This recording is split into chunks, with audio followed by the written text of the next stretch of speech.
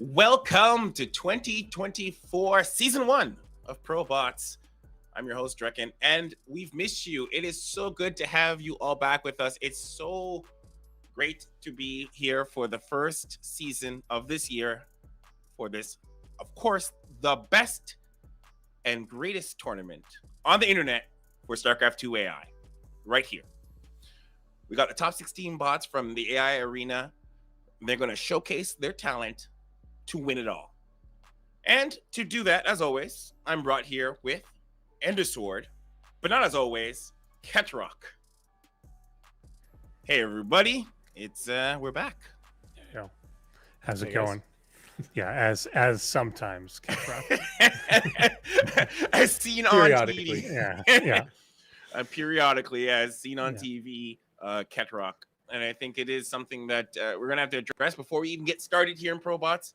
We will not have our illustrious Andy Man for us for this season. Maybe he'll show back up for like a swan song, but for this season we don't have him here, and we have Mr. Ketrock here sitting in for him. So, light one if you have one, for Mr. Andy Man, a boat, send it out to sea. He's not dead. Just to be clear, he didn't die. I think that's the only valid excuse not to be here, though. So I just assumed. But this season he's not here. But there's we're gonna rotate and try some new casters. We got some people lined up to give a shot at trying to cast ProBots here alongside. But to start off, we have Ketrock to lend us his bot making expertise along the rest side of us. So, Ketrock, why don't we start off? What are you expecting from all these new authors? Yeah, I saw a few new names in the list there. That's kind of cool. And we're on a new balance patch, so that changes things up quite a bit, not just for humans, but also for the bots. Mm-hmm. So it will be, probably be some twists and turns this season. As someone who obviously you put a bot into this season, and how does the new balance patch affect everything? Like, what are we in for? I don't know. I personally, I completely rewrote my logic for my cyclones because of the cooldown being lowered by so much. It kind of changes the way you want to use them. But with everyone else, I'm not sure. Once I fixed the cyclones, I realized we had issues with our maps, so that I've been spending most of my time trying to fix the maps. But because for those of you who don't know, we do have to maintain our own balance patch to keep it in line with the real StarCraft 2. Poor Blizzard is not supporting our spotting community anymore. Well, Blizzard doesn't even support the real thing. Like, that's community made too, so it's even 2 layers of it. There you go. Yeah. I mean, we're fortunate to have so many active bot authors to help put together, that extra part, do that extra mile to make sure that we have these maps, to make sure that we are able to play on these patches, or we'd still be on like 4.11, I think is where the 4.10, yeah. 4.10. So the Linux client is still in a patch where infested Terrans exist. So that's how long it's been since we've gotten some love. Yeah. Another thing to point out is that a lot of the new bot authors this season are all on Python. Shout outs to Python.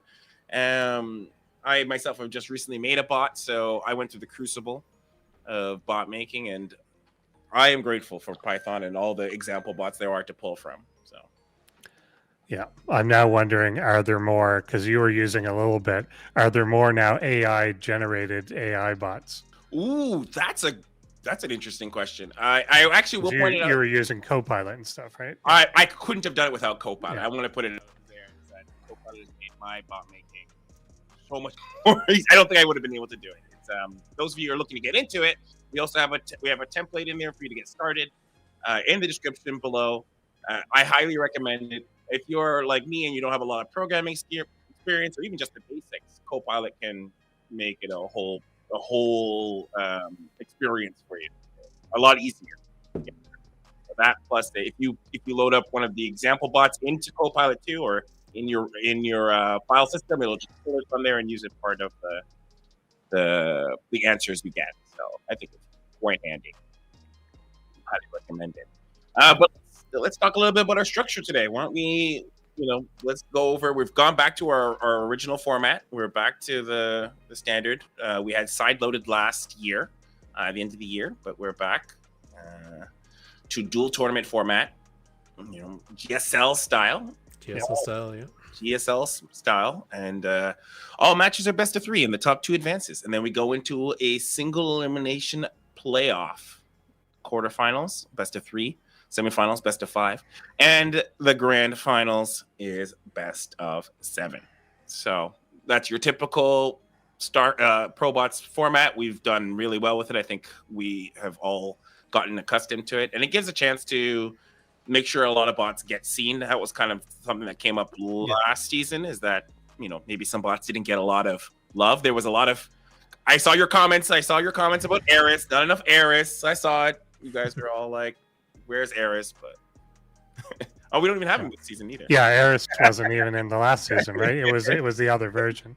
Phobos. So. But yeah, Phobos. Yeah. So new thing. But yeah, I kind of like this better too, because it's the best of both worlds. You get the last one, like the best spots were delayed until later in the tournament, so you didn't get to see them. But also, the new bots could end up as a one and done thing. So this, even any bot gets at least 2 kicks at the can, so you're going to see everyone at least twice, but you're getting everyone throughout, and then you're getting a single elim at the end, so you don't have that weird anticlimactic like finals where someone has an advantage or something. Double eliminate. Yeah. So I always think this is the best format.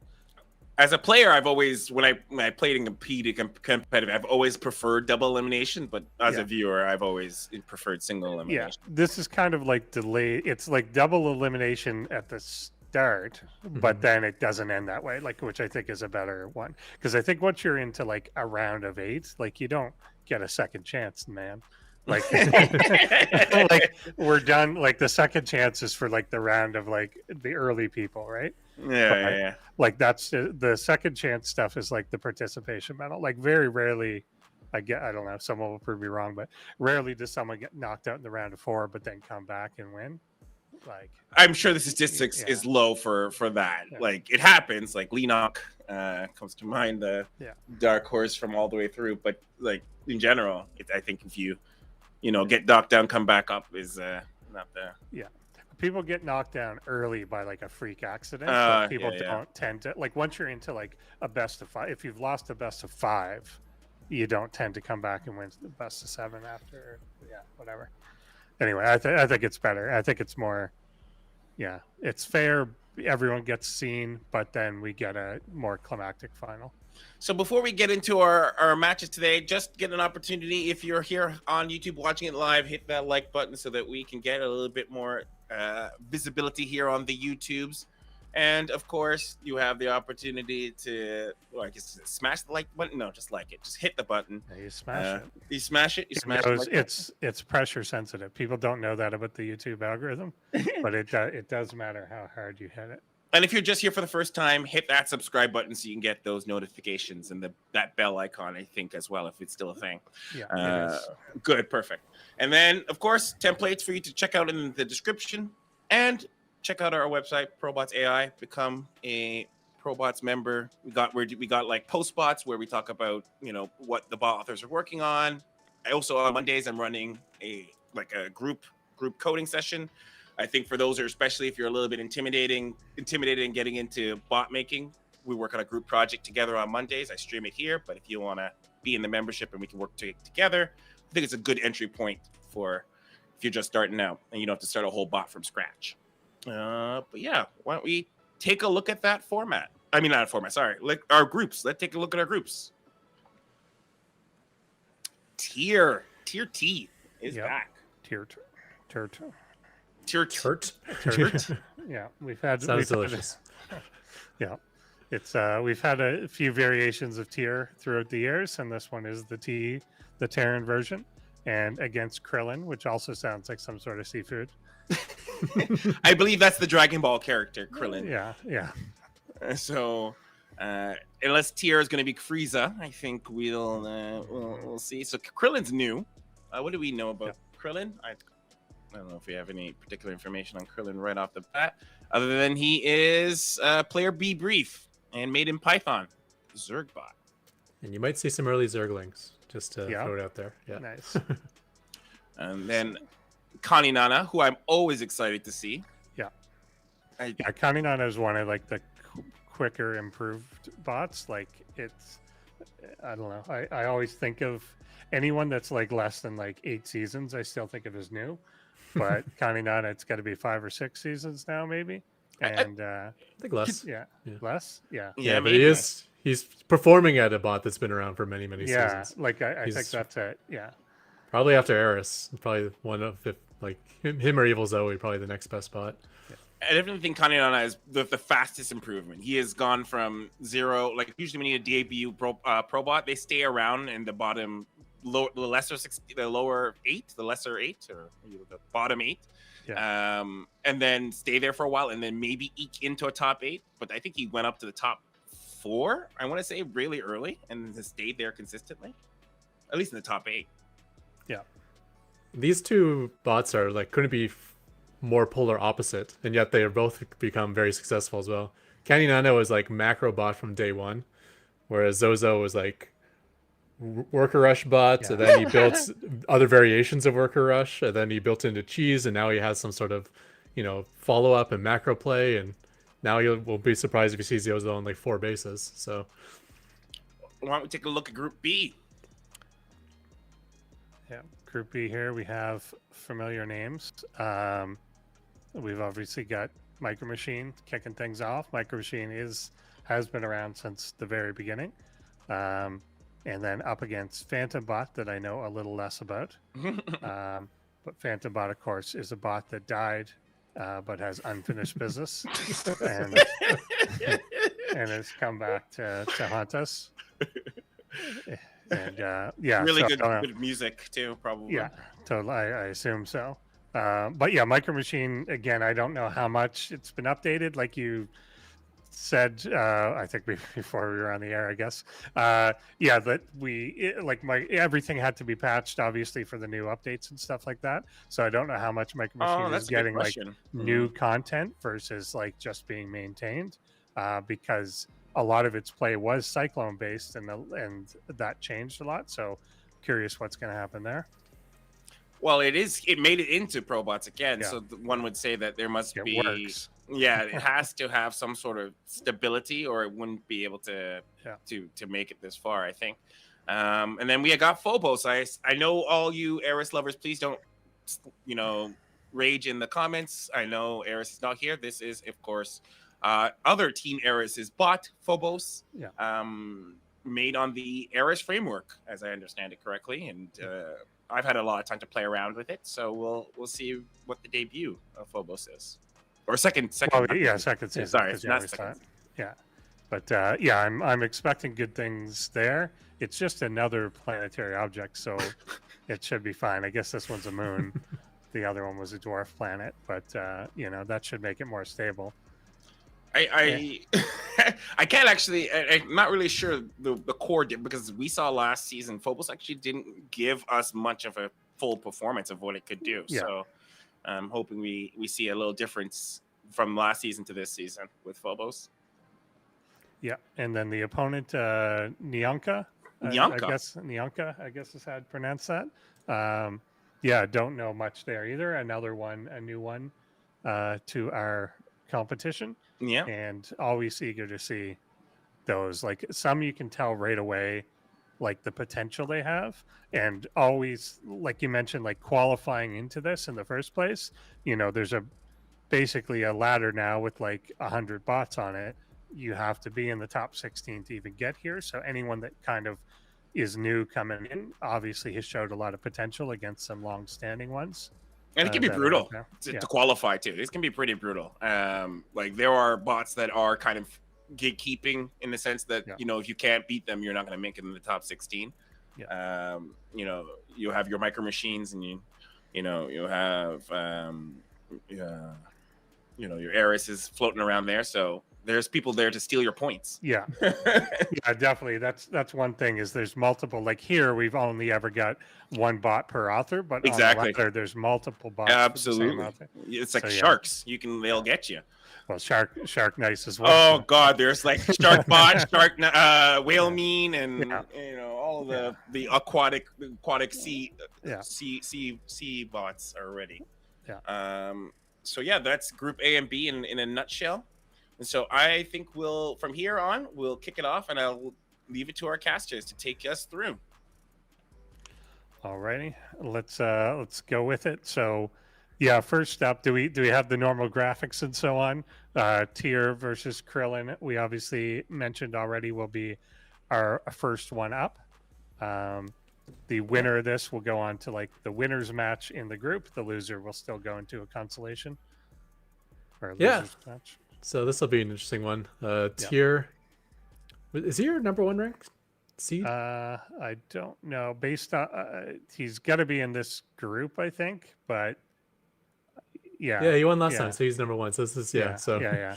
we may not get to see him in his final form because he might be a little too overpowered in this match. But I think Tier has also worked in the new Cyclone, so it could be interesting. Terran has quite a few changes since last season.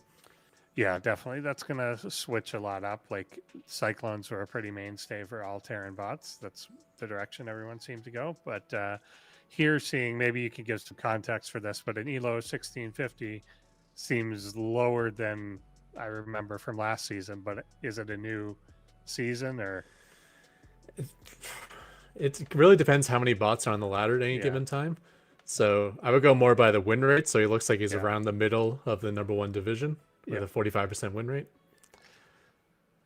And Krillin's around the middle of Division 2. So it's more like maybe like a number 10 bot against a number 30 bot, something like that. On the ladder, at least. Yeah, and Krillin, like I don't know what to expect. You said look out for early lings and things like that. So we'll have to see how these guys have adapted, or how Tier in particular has adapted to that. Yeah, Krillin is like a newer bot, and I think it's kind of followed the format most newer bots do. Just kind of like early game. Try to pick a build that'll win you some games, and that's more or less what he's done with that Zerg bot. So cool. It wouldn't be a ProBot season if we didn't have a Zergling Rush bot. Yeah, there has to be. It makes sense to start low. Like nobody's going to start a bot by looking for end game wins and stuff like that. But well, that's what made Neona so impressive, is because that's how he did start. Kind of backfired a little bit, as he was very. He could be cheesed very easily, we'll say, but he's been getting much stronger as the years go on. For sure. So I think we are ready. Let's jump into that match here now.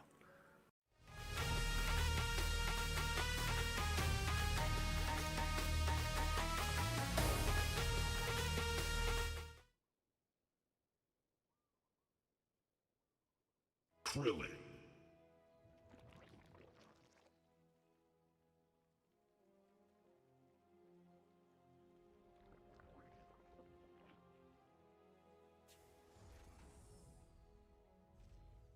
Tier.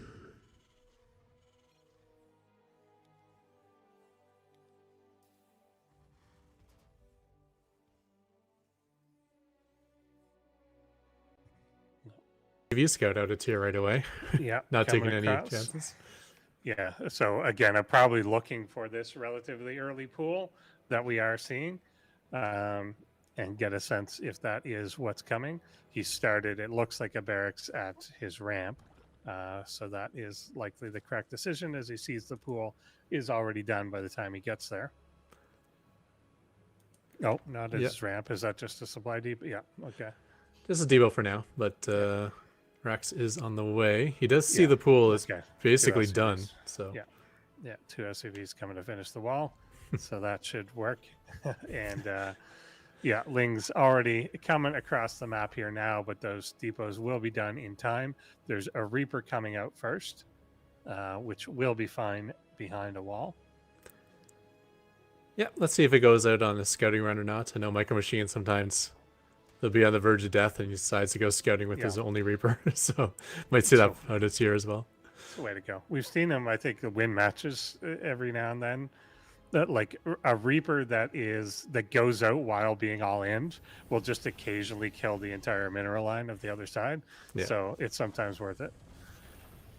And I mean, if there's one author who pays attention to his opponents and tries Yeah. to hard counter what his opponent does, it's probably Tyr. Yeah. So facing a bot that's been known to only go Zergling Rush, I think this is a very set build to deal with this. Although maybe not. He did scout, so it could be just a reaction to seeing the pool. Yeah, I think that's it. I think he was set up for it, but then yeah, the fact that it's coded into verify. Now jumping down here seemed a little ill-advised, but so gets taken out. But more backup will eventually come. But he's added on a reactor. Yeah, and of course every time those supply depots drop, the Lings think they can go in, and then when they raise, they get stuck in the corner again. Yeah. So in the API, we don't actually have any information on where Reaper jump spots are, so it's kind of hard to plan the pathing of your Reaper, as you don't really know like what terrain you can jump up and what terrain you can't. I've always thought this pathing issue, like of course the Lings can't see that these bunkers are up or down, but they're trying to get into the base, so they just go at the right time. Yeah. Like, but they don't know. It's always struck me weird that you could get information that you can't actually see. But it's there's tricks for that where you can actually since your units can map pack, you can sometimes extract that information from them. Yeah. There's actually this bug where the Cyclone stopped shooting. It would think it was locked onto your unit and it wasn't. So Hero Marine, what he did was he just kind of moved the Cyclone to the corner of the map, and you could see by the turret on the Cyclone like where the enemy Reapers were, because they just always be pointing to where the Reapers were. He's like, oh, he's moving his Reapers across the map. Time to intercept him. Nice. Yeah, I do remember in the very early days of the game, there were like things on the map that there were like flowers on the map, and if somebody took a base, the flowers would disappear. Even in the Fog of War, yeah. So little things like that definitely helpful. But yeah, that's fun. The Hellions moving out here obviously roasted all the Lings that they found, and not looking great. Yep. Is that a macro hatch? I don't know, but the drones are being pulled. I do need to get the barbecue set up again. This spring is here. Yeah. It's true. He's doing a better job than you would think, but it's probably a little late. All they had to do is micro back a tiny bit, and they would have just won right there. But I mean, that's definitely going to be enough, as Krillin is down to just 4 drones left. But yeah, he's not showing any inclination to micro these aliens. Yeah. One of the better units to micro, and obviously one of the worst units not to micro, because they're basically made of paper. So you really want to abuse that speed and range.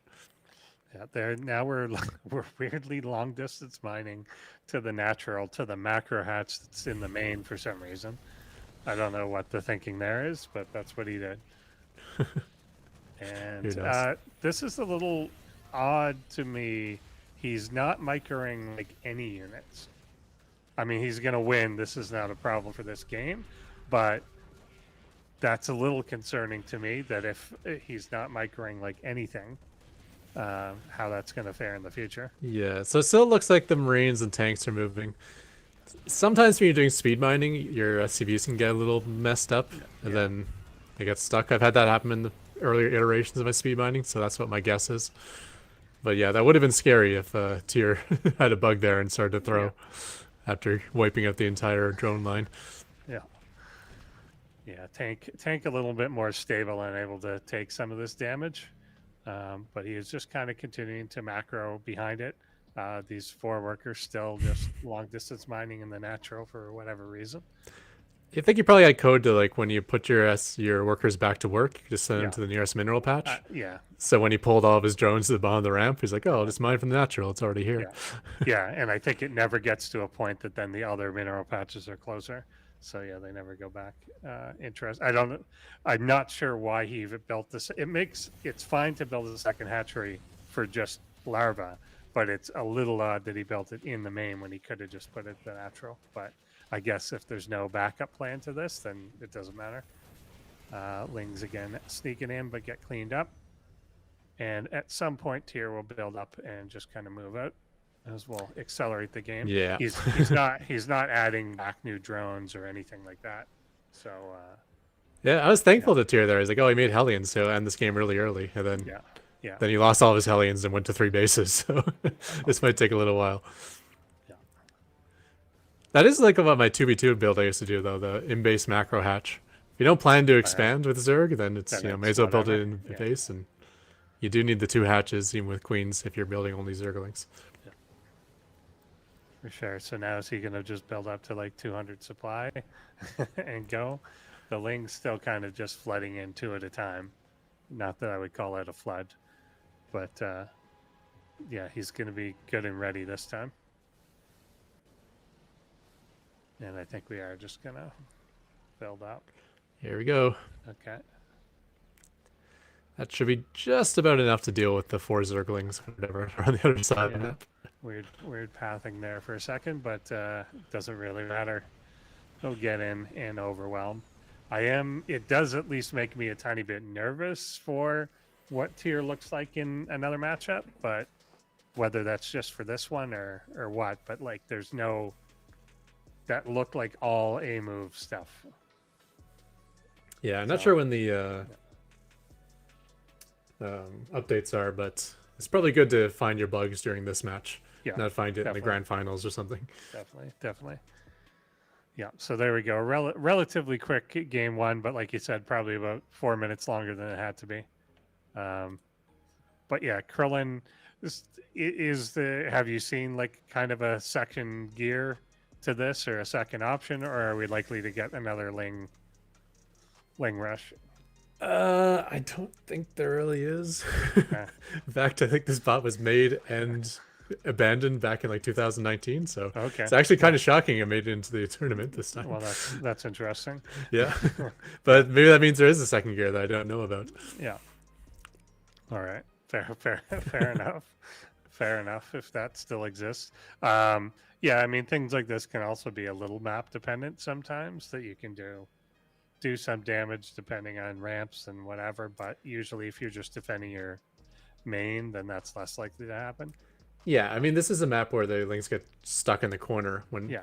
So on another map, he might run up the ramp and start wailing on the supply depots. Yeah. If the Reaper's already dead at that point, then because it wasn't really a follow up to that Reaper, there was a good chance that the Lings might have broken their way in at some point. Yeah, there was quite a gap there because he made the Reaper and then went for a reactor, which takes a long time, and then just went into a factory afterwards. Mm-hmm. So yeah, definitely there was a gap where there wasn't really anything else going on. He could have at least forced him to just repair the entire time, which would be pretty annoying. And then sometimes we see that go wrong, that like SCVs will repair till it's full and then it gets attacked again, but they won't re-engage to repair.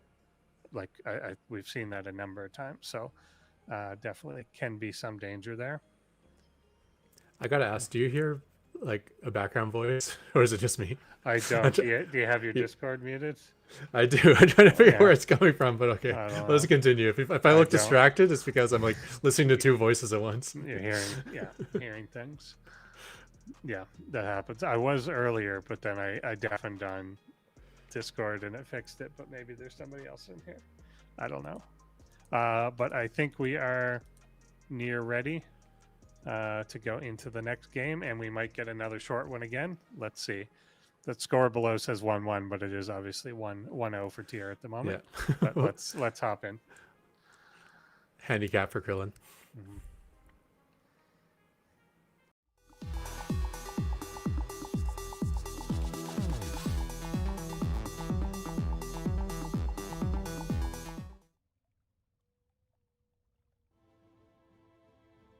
Krillin.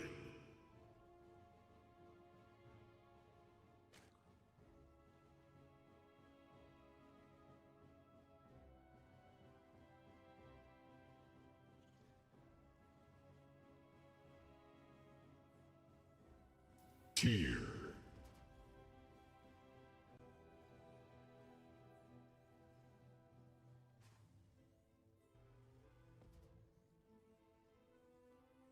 Map does look dark, eh? I mean, it's not a new map. This was in last season, right?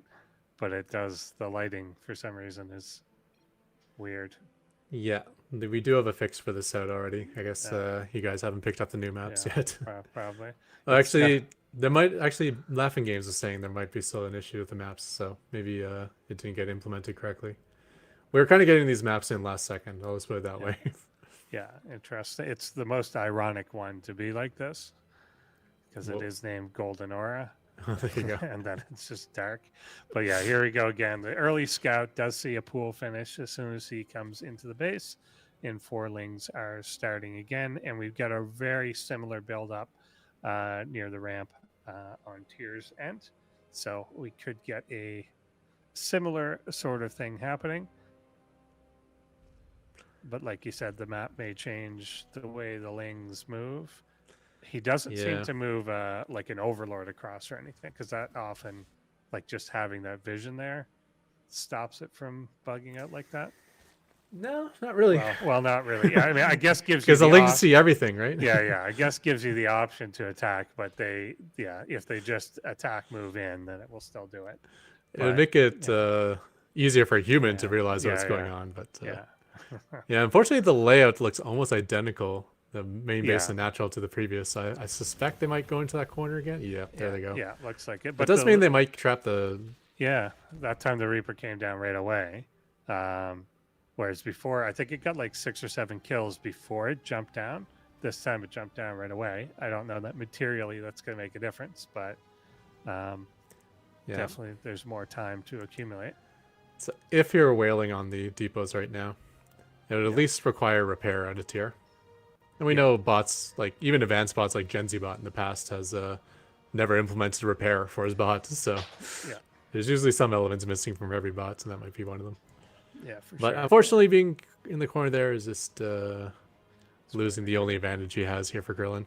Yeah, second Reaper will come out this time. And yeah, the reactor starts now. This one will attack from the high ground, at least for the moment. And don't know if anything will make it want to move. The factory already lifting up prematurely, waiting for that reactor spot. Yeah, I think probably the way the build order works with Tier is he wants to maintain one Reaper. So when the first one died, he didn't build the reactor. And now he's waiting. Interesting. So this is a... Wow. So he's not actually mining. Well, he's got a little bit of gas. Well, yeah, a little gas, but he's got 930 minerals, but none of those are actually mining minerals. They're just chilling. Okay, so which bot cramming all the units in the corner is doing better? Yeah, so Tier has now basically spent... Okay, now he's mining something. Okay, so he's got the mule. Oh, the mule is mining, but not his normal guys. He's got gas and 1 mule. So very slowly he'll get there, I think, unless he snaps himself out of it. All right. This is basically like just spring training, I guess.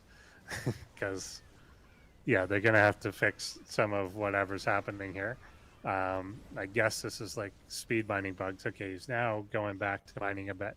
But for a good minute and a half there, he was mining nothing. Well, except the mule. So we'll clean up the lings below. This time does have the Reaper alive, so although maybe he'll sacrifice his life. Yeah, 3 Reapers dead, 46 lings. But at some point he'll build up and move out with a bunch of Hellions, presumably. But not mining for a bit has probably delayed a bit of what he wanted to do. Actually, that's a really interesting case where, because he was bugged and had no minerals, had he been whaling at the supply depots the entire time, then he may have run out of material to repair them. All right, so it took him a while, but it looks like Tier did finally get there. Yeah. He's moving across the map yet again. And we're not going to see them learn to micro between games, so... No. Let's see if they get to the drone line once more. Yeah, and how it attacks may, he could easily win where he ended up not losing, but losing the Hellions last time, and we had a longer game. Here, the drones are pulled. Yeah, this might go much better for the drones, actually, because all the Hellions are locked onto the Queen. Yeah, way more of them actually survived this time. And So- oh my gosh, they're going to distance mine for like the From farthest where? bases. Just wherever. That's kind of like killing the drones, I guess. Yeah, that's close. Well, he's That's not going to mine close. on his main base anytime soon, so Yeah, he'll have some true. longevity. Yeah, Ling's coming across. They had an interesting counter attack last time where they killed basically most things at the natural. And it looks like he's going to do some work on SCVs here as he gets a few Lings in. Now they're attacking the depot. Yeah. But yeah. One time you want to he's- be down in that corner killing all the SCVs. Exactly. But obviously know, it's going to they'll win still this get game. him. He needs to break into the main base, so Yeah. hopefully you can do it here. Yeah, so we'll clean this stuff up. Oh, he did get in, but I mean, it's not going to be enough to penetrate. But the tank sitting on top of the depot there prevents it from raising. If the Lings were all kind of acting in coordination, he potentially could have, made a jump in there with about 12 of them. But tank is a bit tanky, and it is being repaired by the SCVs, so unlikely that it's going to go down just due to attrition. Yeah. It almost feels like they just replayed game one at this point. Pretty Everything's much, going yeah. almost identical to last time. Even the Yeah. tank with the SCVs repairing it to take the third. Yeah, pretty much. He's got more of these workers alive. But probably the But- income's even but lower. they're just everywhere. Like they're mining from 4 different bases. That's true. Like they were just in the perfect spot. Like why? How did it determine those ones would possibly be the closest? But it was literally closest from where they were at the time that they stopped fighting, which is right in the middle. Yeah. Well, this is the macro play out of Krillin. It's like Yeah. a 4-base Zerg, but Yeah. with only 2 hatcheries, and they're both in the main Exactly. base. Yeah, it's a proxy Zerg, we call it. It's just whatever, send them out. But yeah, this should mean the Ling trickle in is a little more, so it may take tier a little long. I mean, they're just going to die as they pop up this ramp, though, instantly to the tank, so they're never even going to make contact with the enemy. But I guess we'll get a push. It was about 160 supply before that tier decided to push out and end the game, and I expect we'll get a similar thing this time. I mean, there is some damage being done by the Zerglings here, as some of the Yeah, splash a damage little is going early. onto the rocks. Yeah. All right, Queen down, Hatchery down. And Krillin being pushed to the loser's end of the group stage. Still in Yeah. it, though. Yeah, indeed. And that sort of thing certainly can work against some opponents. I always think if you're just kind of going in like just a move style like that, Terran's one of the worst to hit because they do just have the full wall off. That's not going to be the case against the other two. So it depends. But there we have it. But I think maybe an important tune-up game for tier, because there's definitely some things in there that were just errors. So obviously the mining is a concern. So potentially he'll be able to look at that and make sure that that's fixed. Yeah, good time to spot that, because Yeah. Tyr's a potential champion, so you don't want to be doing that in the important stages.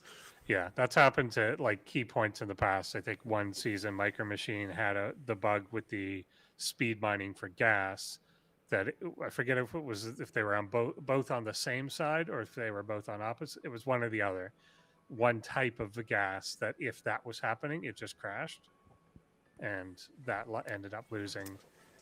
Okay, so if it's on the same side, that's when he does the bunker mining. So maybe that's what it was. Yeah, I think that was it. So whatever it was, it just caused him to not mine gas for whatever. So he had to win the game before he took a base that had 2 gases next to each Yeah. other. So That's a fun little something like that. losing condition. Yeah, it happens. But yeah, there we go. So tier 1 on the way through to the winners bracket on this side. So yeah, next up, if we could take a look at the bracket again, if we've got that available, will be it's not Kanina versus Zozo. So again, Zozo also a rush bot, but was originally a worker rush bot, but like you said, may be different now in later seasons. Yeah, these are both strong bots. They Yeah. just got there in a very, very different way. Yeah. One from literally a pro brusher, one from a straight macro. So Yeah. this will be an interesting series. And we'll test Kaninana's cheese defense, because that has been the one hole in this game. Yeah. he can go toe to toe with Eris in the late game, but yeah, early game is a little bit weaker. Yeah.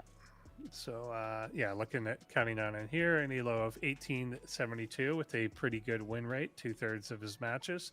I think this is the only bot that we have coded in Rust,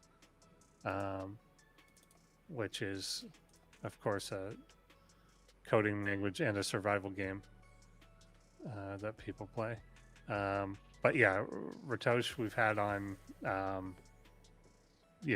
on and talk to multiple times and has an interesting take on things. But yeah, really tried to go for everything, like the macro game, using all units, like just really coding everything out instead of trying to start from like just block A. And that's ended up being a really good strategy for the most part. Yeah, absolutely.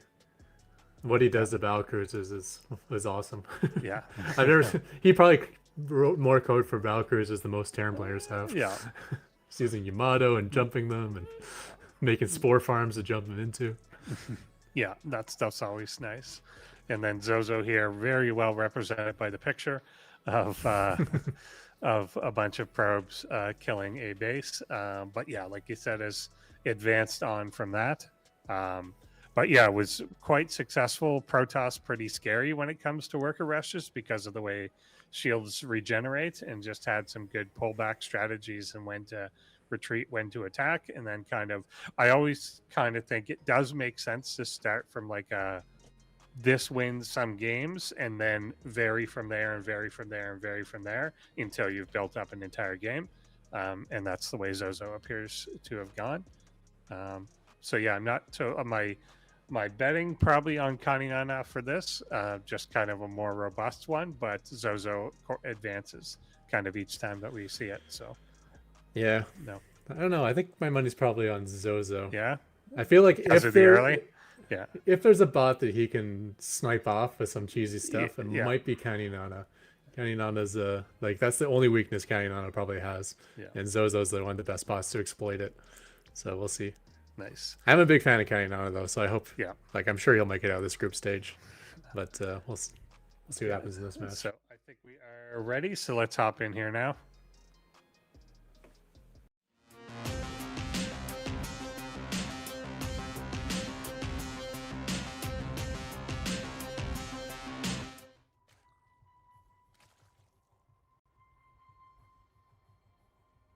Neona.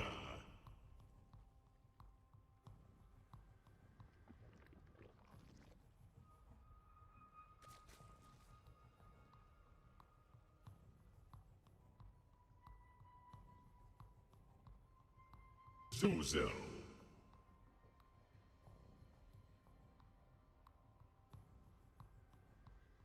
So something weird here. Kaninana's probes are actually mining. Oh, he's making the the gateway flower.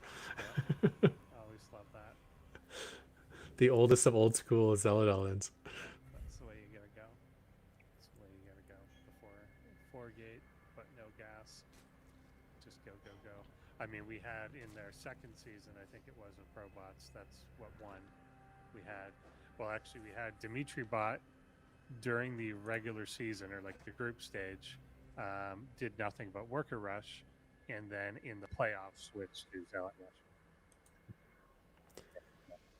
And was just relentless. People figured out like putting out spine crawlers and stuff, but eventually the Zealots overwhelmed. Yeah, we might be losing your mic there. Okay. Draken told me to turn it down. All right. Let me try That's this. better. Sounds good to me, at least. Anyways, Zergling has spotted this, and Zealots are already heading in. And yeah, this could be the weakness. Okay, a spine crawler being placed, 2 spine crawlers, but the Zealots are already in here, and there's only a queen to defend. Yeah, we'll see. Does he back up a lot? Ling's there, but Zealot already in a pretty good position. I do like how those spine crawlers are a nice little wall there, though. Yeah. Keeps this queen alive quite a bit longer, as the Zerglings are able to fill the gap for a little bit. I like the target priority so far, although I say that as these Zealots then go after the natural. But yeah, one of them like chasing down that queen to make sure it was finished off is definitely key. But now these ones going after the natural are going to let the spines get up in the main. Yeah, but not too bad though. He killed off Yeah, some probes, and it's you fine. always want to at least kill the natural, which is Yeah. so it's nice that he does that before he gets overwhelmed. Yeah, But yeah, maybe going for the throat is better. Catching the queen off creep is a nice big pick off here, and actually 2 spines on their own is not going to fare well against this many zealots. Oh, it's 3 spines actually. 3 now, but that is still a lot. Like, yeah, I think if they commit to this and get on it, then I think they could have taken that as it is. But is he? I don't know what he's exactly doing. Are you waiting for this other round of 4? But yeah, I think he should just go. Yeah, a lot of those zealots are missing shields, so that did give him a chance to regenerate all those shields. And now there's this. Oh, the Zerglings are not fighting with the spines, and now 3 more zealots reinforcing. Oh my goodness, this is big trouble. Burrow on the production tab. That's not what you want to be seeing if you want to survive this one. No. Nice little drone micro. They're picking off shots here and there as they're running away. So, but yeah, just way too many zealots.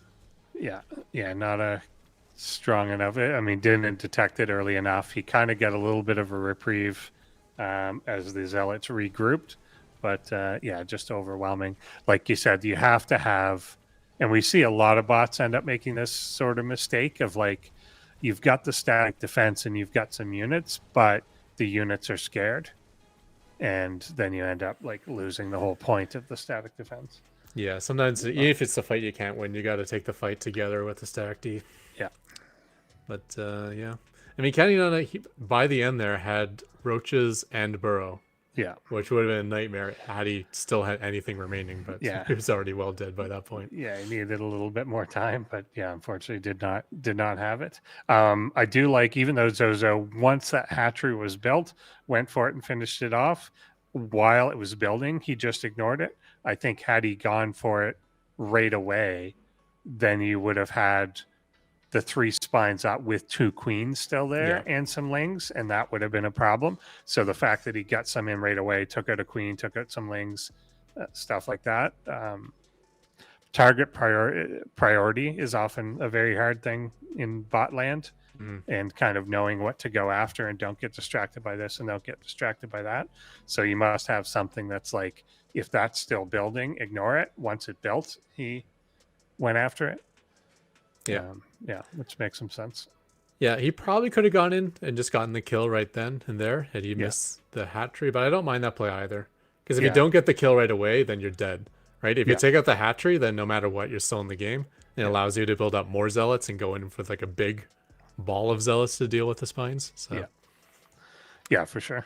It's a good choice. Pragmatically, it makes sense.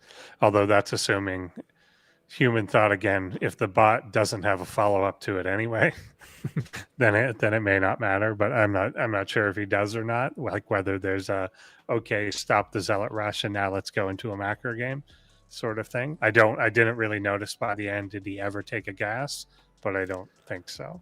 I'm guessing not. I think this build looks, I haven't really been following the bot scene too much, but I think that build is brand new out of Zozo, so it might be something very specific to deal with Neona. Which is why I was worried about Neona with this match, even though Neona is much higher rated. Yeah, this is one of those deadly cheesy bots that he has trouble with. Yeah, seems like you might be right. Let's see in game number 2 if that is going to be his fate or whether you can find a solution to this.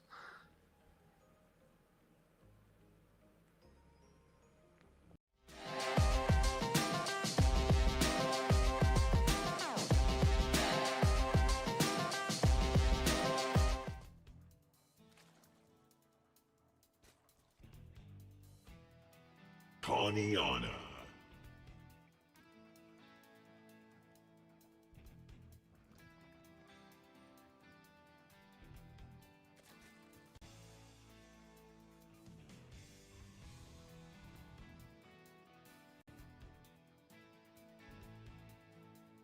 Zozo.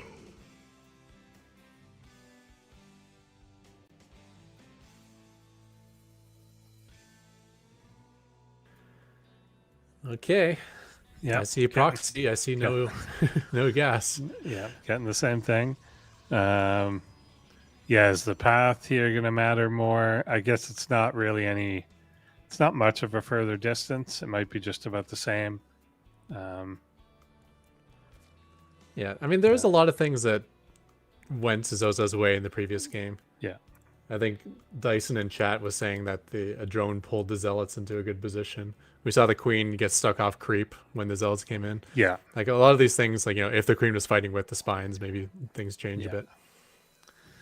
Yeah, exactly. A lot of conditions in the initial engagement, like even the first, he ended up being between two of the building spines at one point when there were 4 lings there, and yeah, a few things just shaped the game. Even like 2 lings out, like they're scouting here now, so maybe this early detection will make a difference. Yeah, well, he got a spotter on it last time too, I think so. 2 spines right away, so I think they got down a little bit quicker, right? Yeah, because they were in the base basically by the time he did this before. Like he was already attacking. And yeah. So 2 more queens and ling speed.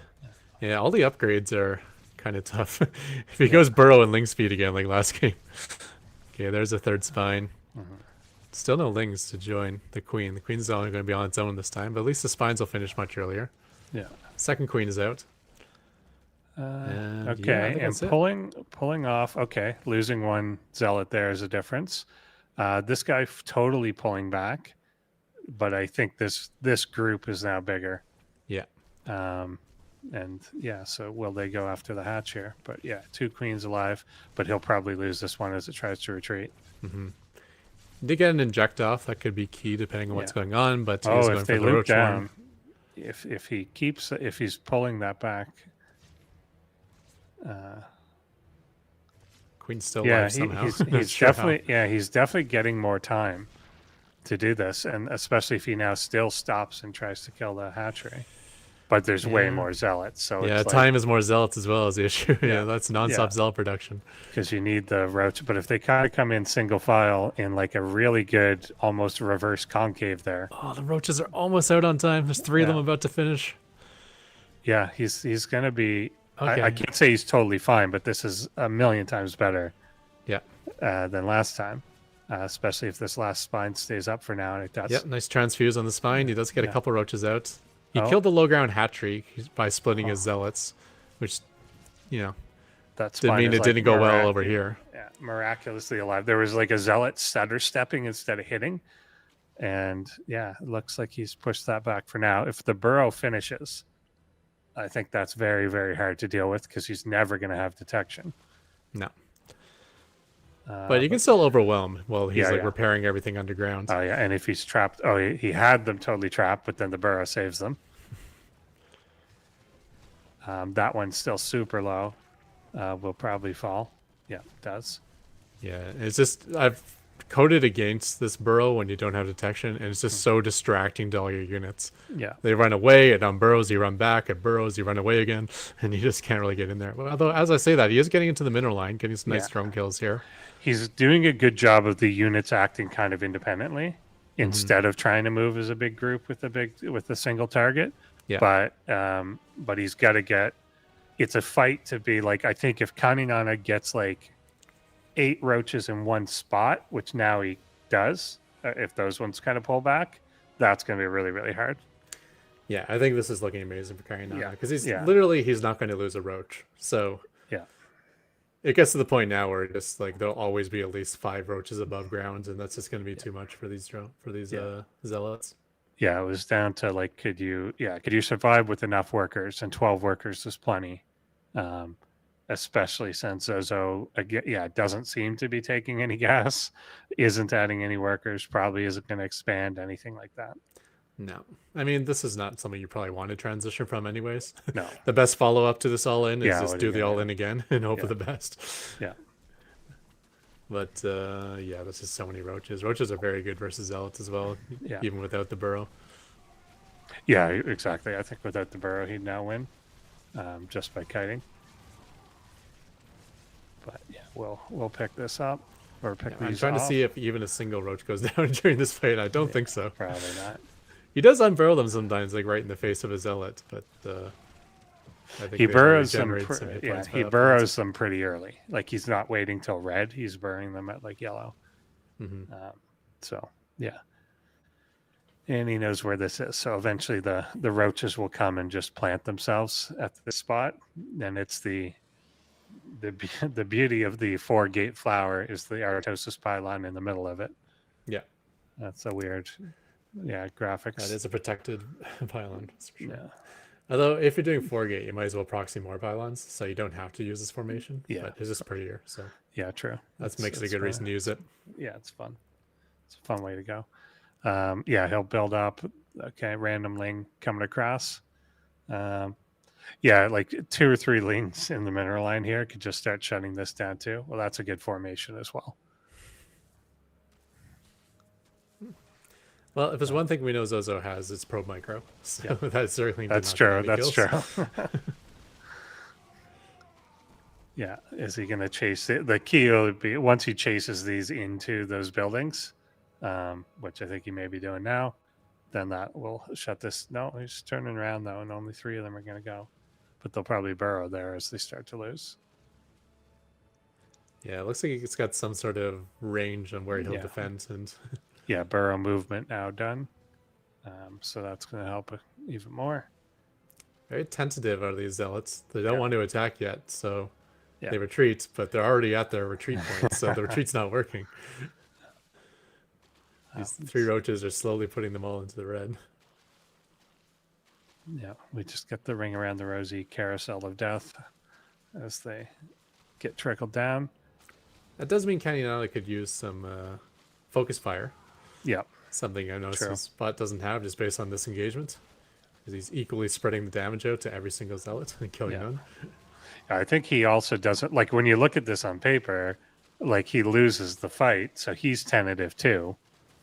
But the other ones are retreating. Okay, now we get the force coming in. I mean, to be fair, the zealots were never going to kill Roach anyways. So No, yeah.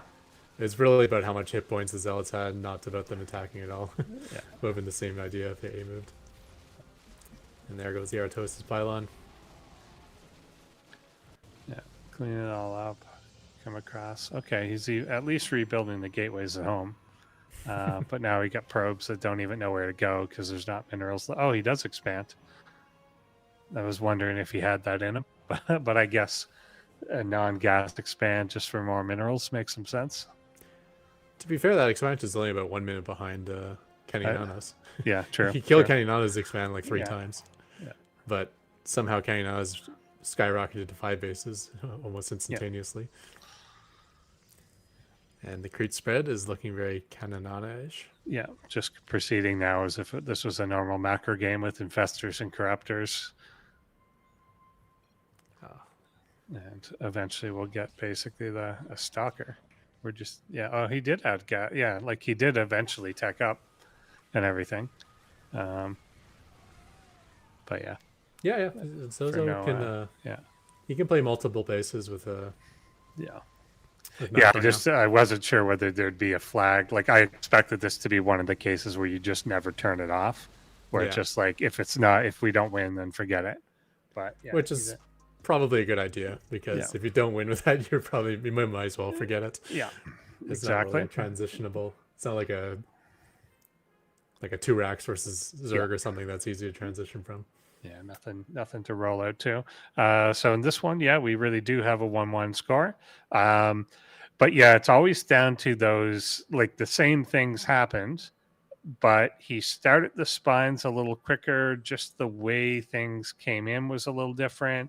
The queen survived was a huge one. And then one spine crawler survived with like 9 hit points at one point. So a lot of very razor's edge things that could have lost this for him, but he survived. Yeah, I think in game 1 those original zealots like killed every queen. Yeah, went into the base, killed like 5 or 6 drones as well as all the zerglings, and then the follow up behind that was killing the hatchery, the natural. Yeah. So this game, I think it was because of the earlier scout, the spines got down earlier and just everything stabilized very quickly for Neona. And then that really fast Roach Warren and Burrow didn't look so dumb anymore because Yeah. as long as you can survive, that's a really nice follow up versus Zealots. Yeah, definitely. Yeah, he ended up getting distracted in the natural, like weirdly chasing a queen, but then the queen would step somewhere and then the zealots would wander away. Like that was a little odd. Like they could have been cleaner there. So I think that was very map dependent. So we'll see. And then now, does Zozo switch off of this? So counting on losing probably doesn't change anything. Zozo losing may decide, well, now I'm not going to do that cheese anymore. So we may get a totally different game this time around. Yeah, definitely wouldn't surprise me if Zozo has a second trick up his sleeve. Thank you, Red Russian. And we are back. And we are going into game number 3 now. See you on the inside.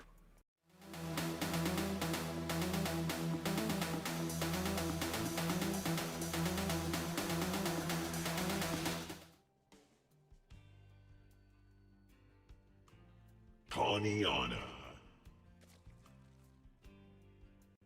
Neona.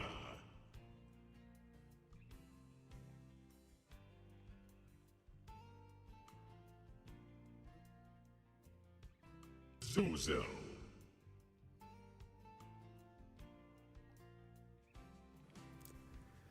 Well, looks like the answer to that question is no. Yeah. There is not another trick coming.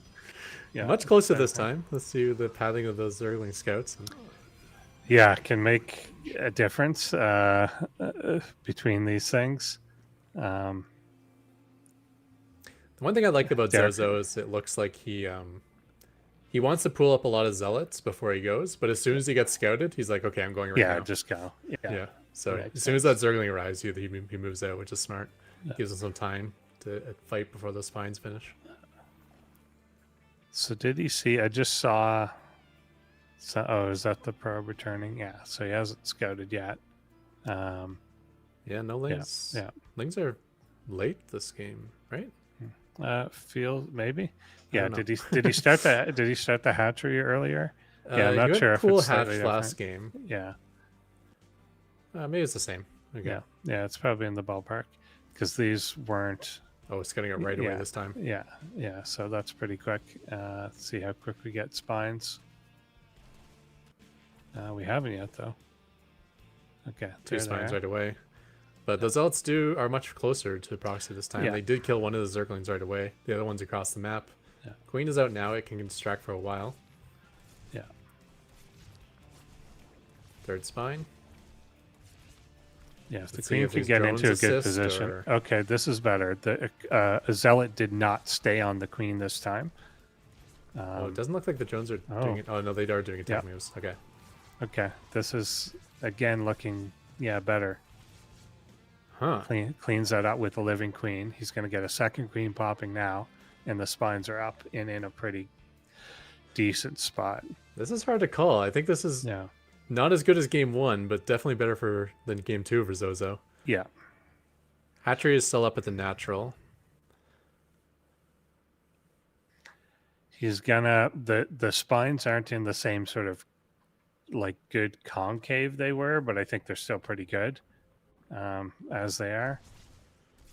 And the problem is he lost so many drones that he hasn't produced any queens and he hasn't produced any lings.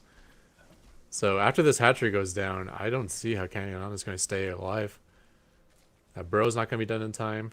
He could start making roaches, but he doesn't really have any gas. Oh, man, he's really going to be reliant on it's 3 miracle spine crawlers here, and the queens are not even participating. Yeah, I they're think not Zozo helping. got this. Yeah, I think what helped him before when the zealots finally came up, like 5 of them came up and the rest had stayed down. And that's not the case this time. He is going to overwhelm. And he made more queens last time, even though he didn't have more lings. And he could afford the roaches when his roach horn finished. He couldn't this time. Yeah, so all those drone losses was a really, really big deal. Nice little pocket there for the queen, though, I gotta say. Yeah, pretty good. The surviving roaches will be annoying, but he'll eventually just kill everything. Yeah, there's just... He kills half a zealot and then he gets a burrow. And meanwhile, the zealots are building 4 at a time. Yep. So there we go. Yeah, same thing. It just like I always harp on this, but the maps and just the like slight locational differences on things make a huge difference because we basically saw the same game 3 times, but on a slightly different surface, we saw very different results. Mm-hmm. And yeah, Yeah, if the queen just didn't kite towards the mineral line, it might have been a different story. yeah, Because if it kited like sort say towards the top of the base, then by the time he dies, the 3 spines are done, and then the probe line never gets, or the drone line never gets interrupted. yeah, But yeah, that was maybe that was even better than game 1. That looked really overwhelming. yeah, That victory. yeah. Exactly. He didn't have to pull back at all. It was just kind of very straightforward. But yeah, that's there we go. Congratulations to Zozo, but I don't think Neona is going to be knocked out of this tourney anytime soon. No. Well, it depends who else is in this group, I guess. Well, I guess quite it'll sure if there's not be a killer in there or not. yeah, it'll be counting on this is that's Group B, right? We did switch. I think so. No, or was that is that still Group A? Let's see the bracket if we've got it, because I think if that's Group A, then it's Tier versus Krillin, so it would be Krillin that plays Kaninana. So you'd probably get Ling rushing. Sure, what group is this? Is this the group that had Micro Machine in it? I forget whether we did AA. Yeah. Did we do AA, BB? Yeah, we did. So yeah, okay. Krillin and it would be Krillin and Kaninana, right? We get Yeah. Zozo on both spots. So yeah, it's Krillin and Kaninana. I do think Kaninana probably will be fine against the Ling rush. But Well, who knows? He just died to his own rush, so yeah, you he's never out know. to his Zealot rush. But yeah, I would assume we'll see. Kainana will be fine versus Krillin, though. Yeah, we'll see. But yeah, there you go. But then can Tier deal with the Zealot rush? Yeah, probably. But I don't know if there's no micro. If that doesn't get fixed or something wasn't wrong there, then that'll be something. But yeah, there we go. So that's all of Group A. I think we're taking a short break between. Yeah. So we'll be off for 5 minutes and we'll be right back with Group B starring Micro Machine and Phobos and a couple new folks.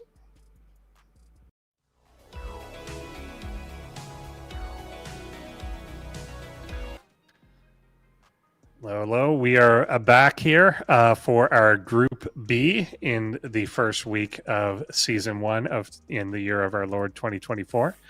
We're going to have Micro Machine, a perennial, long time, check yourself sort of bot, up against Phantom Bot, a Zerg player. And we were discussing this before, but is Micro Machine going to be, good anymore, given that it's not usually being updated too much, but hasn't been maintained? This is the tournament format that we're currently doing. So we're starting with the group stage. Anyone that follows StarCraft, this is essentially GSL style stuff. We're doing a group stage dual tournament, 2 matchups. The 2 winners go on. The winner of that will advance. The losers will play a losers match and then play the loser of the winners match for the second place to go through. And some people like to eliminate the word losers match and call it like consolation match or something, but man, they lost. They lost that stuff. So we got thick skin here. Yeah, exactly. They're bots. We don't have to worry about feelings. The authors kind of have feelings, but whatever. Micro Machine against Phantom Bot is up first. Phobos, which is the same author as Eris and built, I guess, on the Eris framework, will be against Neona afterwards. But 2 relatively new bots to us in this group, Phantom Bot and Neona. Do you know much about Phantom Bot? And I don't really know much about what Micro Machine's doing now after the latest patch. Yeah, Phantom Bots, it's been around for a little while. The more interesting one to me would probably be Neona, who I think was only created about a month or 2 ago, but is being heavily worked on. Yes. Still being actively updated as of like a month ago, and it's got pretty good Marine Mariko, so that one will be interesting against Phobos. Micro Machine, I assume, will still be his normal killer self, even though he's not getting updated. One day, the like every year he falls a little bit down in the rankings, right? Yeah. But he was so far ahead number one for so long that it's going to take a long time to knock him off that pedestal of being one of the top bots. Yeah, just get the fundamentals that are there, that are just kind of like a very well-rounded thing with good micro, obviously, that progresses constantly, like gets into, can win early game, can win mid game, can win late game, good economy, everything like that. But yeah, certainly into the mid early game, very like can be fairly cyclone focused. So curious how that's gonna impact it. But yeah, we see kind of the highest elo that we're seeing so far, 1938, with still a 79% win rate.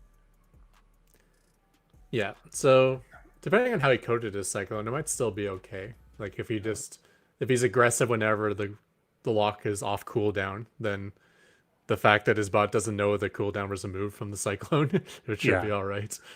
But yeah, just one of those bots that was at the top for so long that it's, unlike Neona, this one is super cheese proof, because the only way to beat it for years was to try to cheese it. So he spent like 3 years like just refining all of his cheese defenses until it was like unbeatable in that part of the game. Yeah, very true. Yeah, it's gonna be a tough one for Phantom to take down, that's for sure. Yeah, although Phantom bot, well, that's been updated and within the last year, 6 months, where Micro Machine is not. So yeah, I think Phantom Bot's debut was with us last season. I remember the Phantom of the Opera portrait there.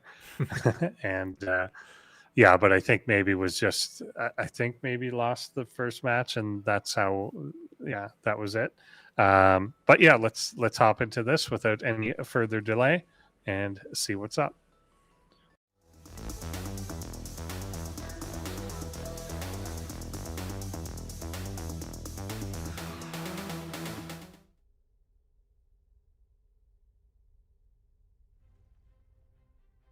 Phantom Bot.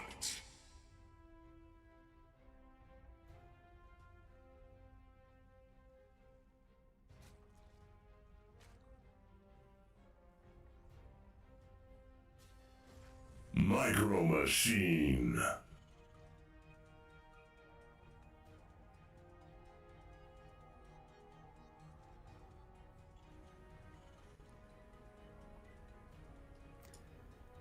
I did like your backstory for Phantom Bot that you said off stream earlier.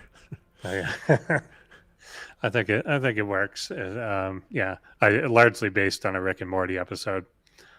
He makes a robot and then kills it, and then it becomes like a ghost robot. So I think that would be a good fill in for this one.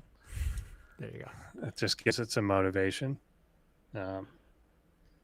And I liked it. Dyson's comment in chat there. Who will last longer, Micro Machine or the Voyager 1 satellite? I think Micro Machine also contains a golden record that says hello to the people of the universe. But then he shoots them. So it's different. I wanted to talk about a Netflix show I saw that's related to Yes. Voyager, but it'd be a spoiler if I bring it up, so I can't. Exactly. I was thinking the same. I've seen it. We'll talk about it later. Yeah. It's like that's the only thing I can talk about when that comes to that show. Yeah. I just watched that like a week ago. Have you watched the 3-body problem? It was just added on there. I have not started yet, but that is by far my favorite sci-fi book I've ever read. I haven't read it. I've heard about them for a long time, and now that I've seen that, it's just the first season of it. Now that makes me want to go. It's so good. It's like kind of what Interstellar did for sci-fi movies, where like it just feels so real, like everything they do. Plus, it's entertaining. Yeah. The only issue is it was a Chinese book, so all the characters' their names are Chinese names. I found myself not being able to follow them for that reason. Yeah. I don't know why. It's just like if my brain hears like Bob and Peter, I'll never get them mixed up, but because I have an association with those names. But it's harder I find to follow that too with a lot of things, like even stuff like Game of Thrones, as this Reaper goes in and kills everyone. Like there's a lot of characters that sound similar, and I never care what anyone's name is. That's a real problem I have in real life. I meet people and they say their name, and I'm like, I don't know that I care yet. And then later on, it turns out I care, but I didn't remember it. But yeah, in a book or something, I'll read an entire book series, and then people are like, "What do you think of this character?" I'm like, I don't know who that is, but I know it in context, like when you know, but I just don't remember it. Yeah, so Reaper there did 4 kills and is now bouncing around. But this is what Micro Machine is known for. Yeah, he had like a Reaper grenade that I think hit about 20 units. I'm not sure if I've seen this grenade hit a middle of a pack so purely before. But with that said, we do have a 3rd hatch out of Phantom Bot, so he's giving it a go to get going into a big Zerg macro, which is one of the most difficult things to face, both for humans, but especially for bots, because bots are so good at macro, is just a Zerg that gets a lot of money. Yeah, definitely. As long as you don't lose like workers to the Reaper, then you're usually fine. If you just lost some lings, it's generally okay. But looks like Micro Machine is being pretty aggressive right away. Yeah, and I'm not sure if Phantom's going to be ready for this. It's not a scary looking attack, like 7 upgraded Marines and a siege tank, but when you only have Queens and a couple Lings, it's pretty bad. He doesn't have like 6 Queens like a human Zerg does. He's just got like 3, it looks like. Yeah, the tank here sieged a little far back. If he can siege into a really good position, then I think there's quite a bit of trouble. Yeah, Phantom is respecting it though. I saw 14 Lings on the production tab, and here they come pouring in now with the Queen as well. This could... Ling's getting onto the tank, but it might be that 1 Marine might be enough to save the tank. Second Marine coming from the back. And yeah, that tank's going to... Nope, it's not going to survive. The Marines left it. Yeah, they were fine with the Lings. They didn't want to touch the Queen. The medevac coming in here now could have, had it been there a little quicker. He still has this really injured group up north. If they can connect with the medevac, which they do now, then that will add some stability. Yeah.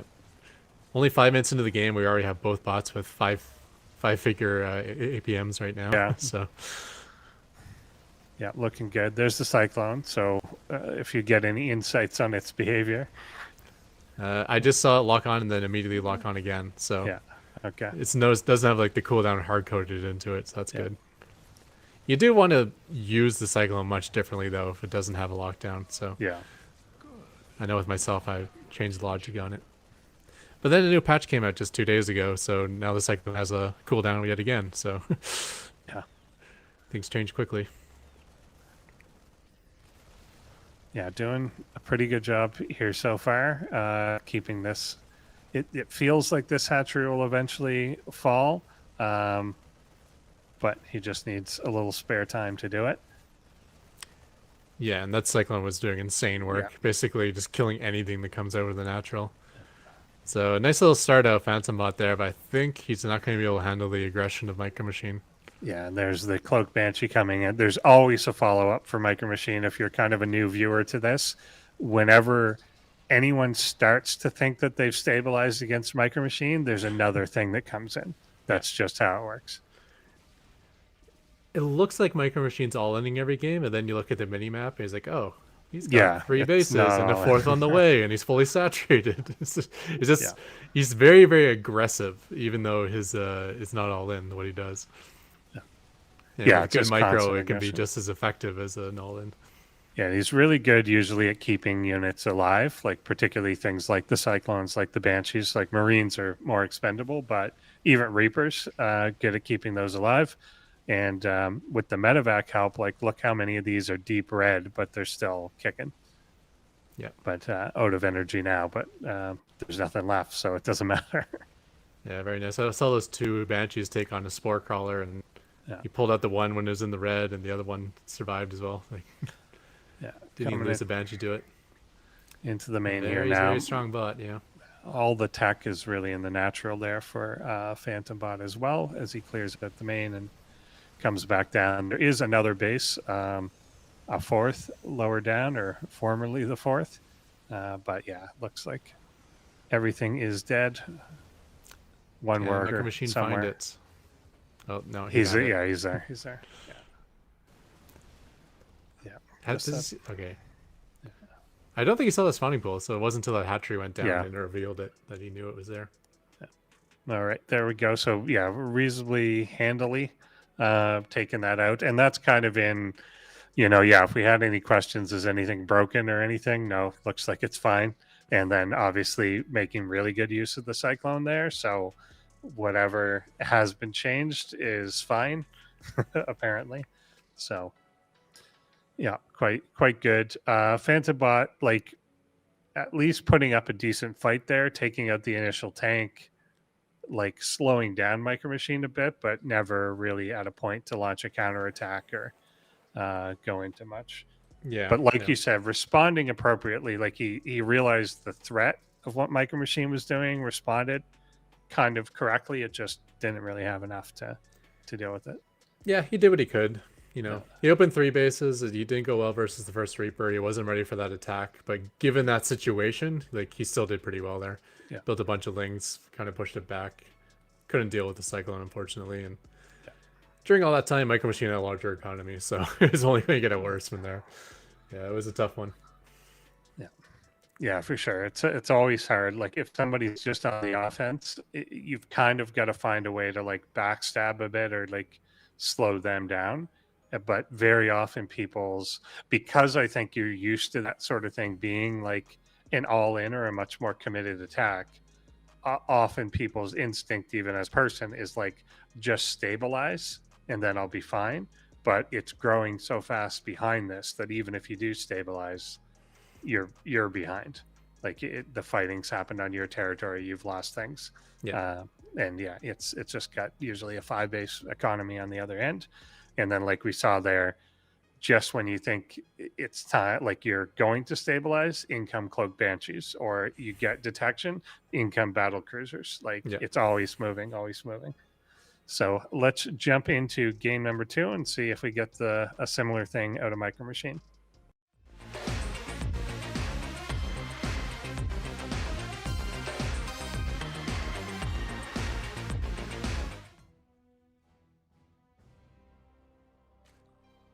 Phantom Bot.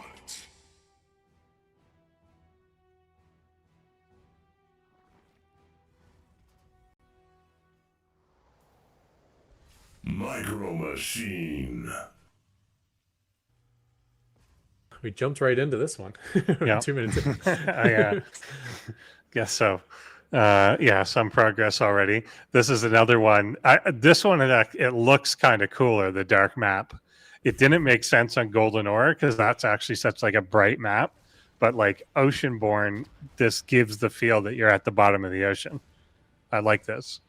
They should just keep the lighting on this one. Mm-hmm. But If I'm not playing, I don't mind the dark view. Yeah, if you're playing, this would bother me. But spectating, he's getting more kills on drones this time around. Really cool sweep by of everything. Queen's not really participating. And there's a lot of drones pulled as well. I didn't realize the economic damage this was doing last game. But that many drones pulled, it's a big deal. Yeah, only 2 kills, 1 ling, 1 drone, but a lot of damage. And like you said, a lot of lost mining time there, and he gets out alive. There's one point that he just swept along the edge past like 16 units, and they didn't grab him.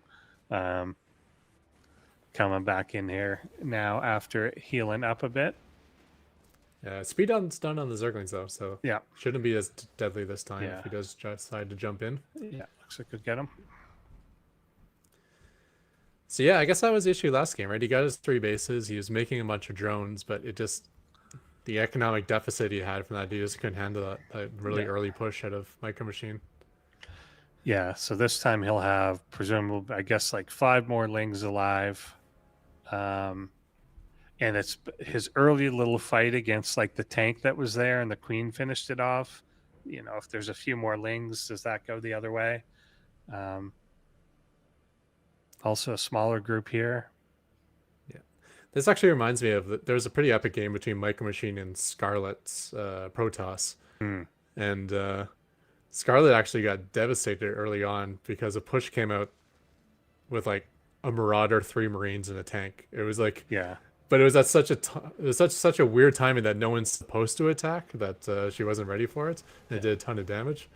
And then I get the game that same feels here. It's like Spanish like, you're not supposed to be pushing right now. I'm supposed to be droning up during this stage. And even though this isn't a good push, it's not something I can handle here. Yeah, it does feel weird. But, Getting a second queen. Tank 12 has lings to jump. Yeah, 12 lings on the way, so and the roach is next. Yeah. The angle here I think is more beneficial. Last time he kind of came in between the third and the natural. Now he's coming in on the side of the third only, so the tank is much more protected. Yeah. So I don't think that's going to die anytime soon. Tentative Zerglings as well. They keep popping into marine range and then jumping back, and that means they're just losing hit points. Yeah, and now here, Medevac coming in with the tank still alive, I think is going to make this more decisive. Oh, yeah. But he kind of wanders the roach. away. Yeah, and tank able to hit the hatchery itself.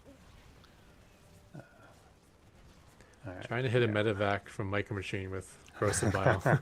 I don't think that's going to work. Not going to happen. Yeah. Yeah, Cyclone in to put in work again. And yeah, a healthy pack of Marines. That hatchery will fall. I'm not even sure how much Micro Machine has lost right now. Has he lost like a Reaper and one Marine or something? Yeah, not much at all. Yeah. Okay. So last game was actually Marines. the game that went well for Phantom, apparently. Yeah. Well, 5 Marines down. Okay, it's better than nothing. I think the angle really made a difference here, because last time it would be more like, imagine the tank came up this ramp at the bottom of our screen right now instead of the top path. Yeah. Then that would be much more exposed to queens, to lings, to whatever. But because it was behind everything, it just never falls. And then the medevac comes in with everything still alive. Yeah, and just different micro out of Phantom Bot as well. Like last game, he made 14 lings and immediately attacked with all 14 and a queen. Yeah. This time he made 12 lings and then they just stayed back Yeah. and got picked away at range. Yeah, for sure. Yeah, that's sort of tentative, which is odd because the initial attack was weaker. So if you were making the assessment based on whether you'd win or not, it was like 5 Marines versus 7. Kind of odd. Will the Cyclone fall? Yep. Cyclone does die, but a bit late. And then here comes in the Cloak Banshee, 2 of them. And there's really nothing for this. Where are you going to run, Jones? Yeah, like you're going the wrong way. East or west? Both sides are death. Yeah, there's a Spore Crawler on the way. Not even up this game. Yeah, wow. Dominating game 1 and dominating to the next level in game 2. Meanwhile, we have a 4th base on the way from Micro Machine behind this. So anything but all in.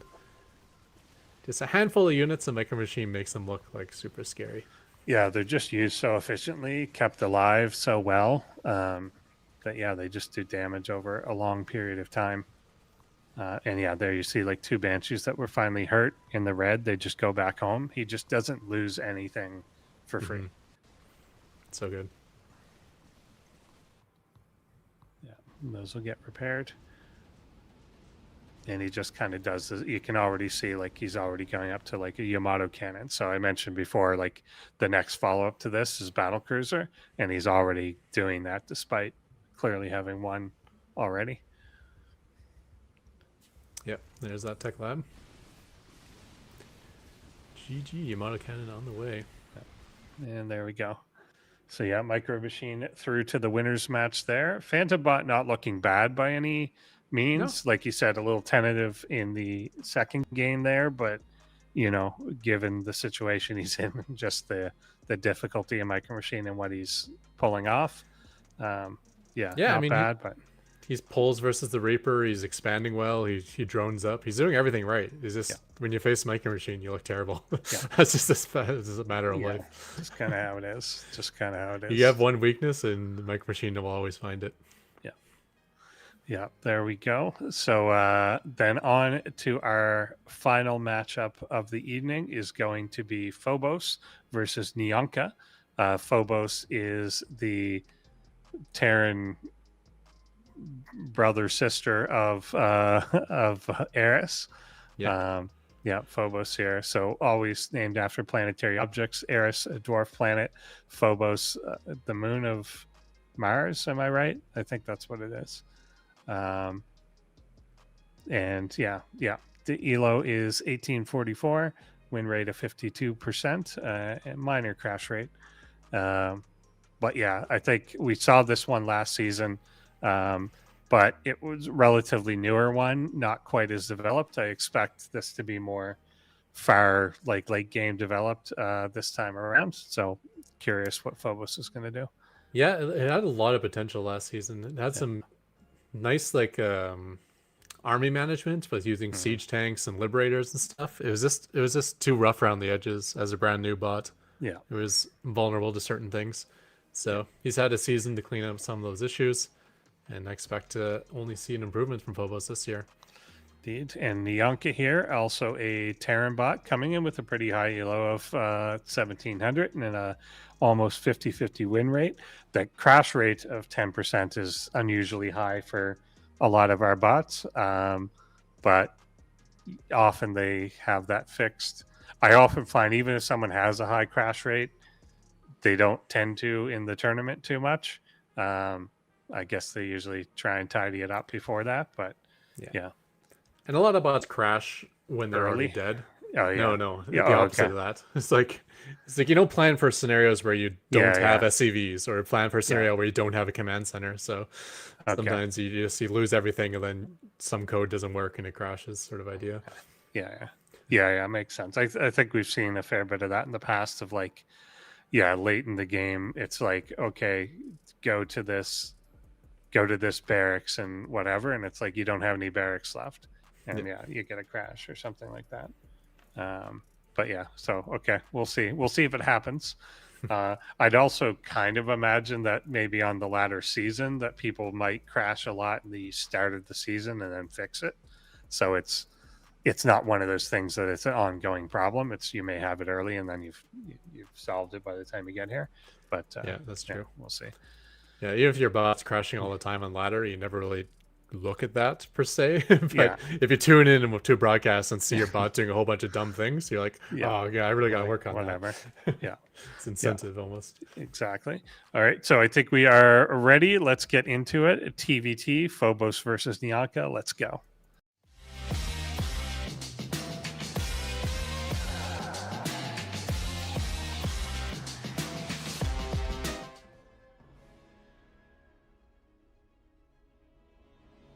Neonka.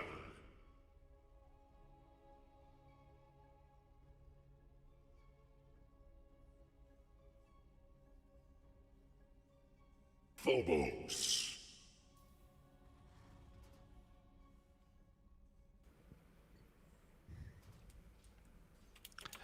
So interesting little development here already. So we got the proxy barracks, but Phobos has already scouted this out and is attacking the SCVs and may be able to stop one of these, if not both of them, from getting up.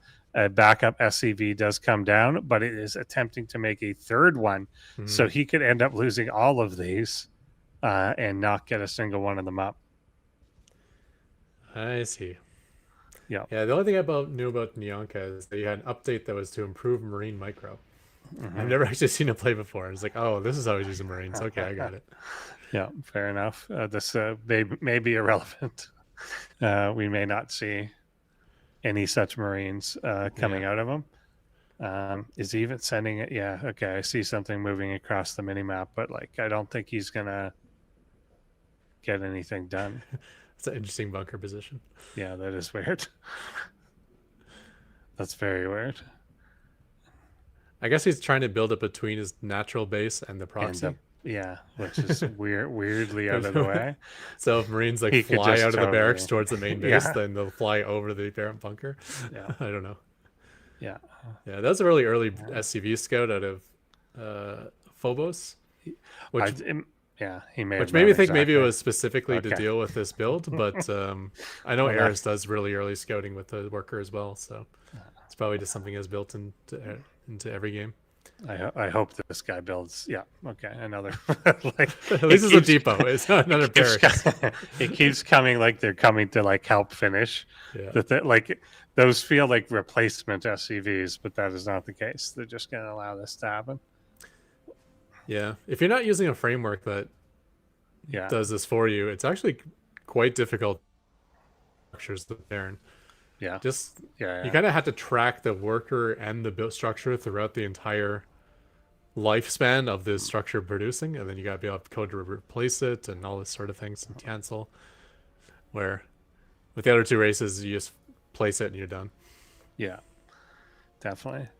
I guess this is one of those kind of like potential crash type situations of like I started building 4 barracks, then in 2 minutes when I say to put down the reactors or something, that should work, but it doesn't. And yeah, it just doesn't realize obviously that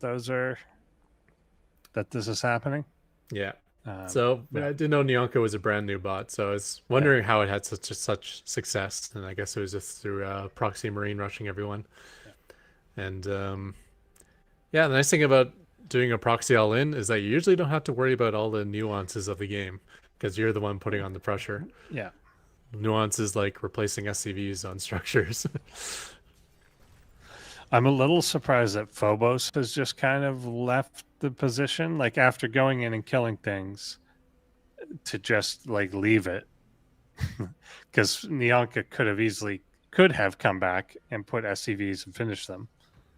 And he's not expanding or anything. So, to just not attack that position is a little odd, or at least not even have eyes on it to know if it's attackable. But I guess he's still bracing for an attack that may never come. Yeah, that kind of makes sense. To code it in a simple way, you just kind of play defensive and let your SCV do whatever your scout SCV do whatever it can. Yeah, and just react to it that way. Because there's many scenarios where if you start coming down your ramp and going after the proxy, that's like the easiest way to die. Yeah. So so there comes at least the initial push with the free Marines, and they get cleaned up. I don't know that the bunker on the other side had any impact.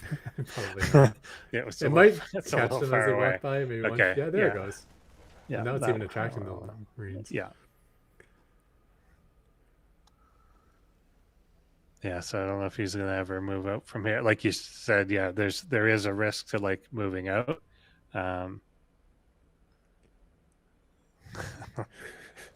Poor fella.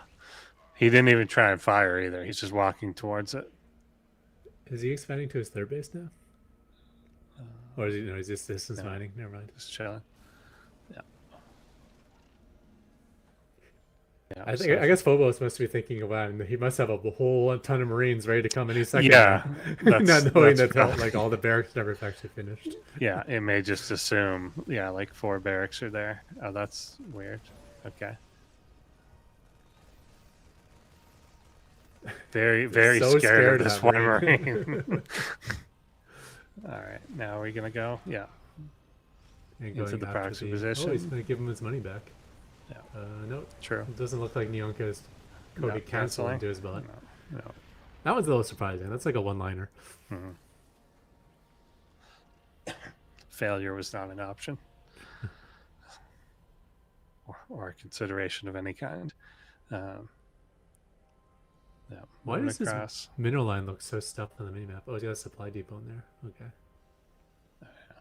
That's something StarCraft 2 players used to do way back in Winds of Liberty. Just build a depot in the mineral line. Yeah. So there's one for Neonka as well. Yeah. I guess you build it in front of a gas you haven't taken yet. And then when you lower it, it's saving space. I guess bases were really small back then as well, so true.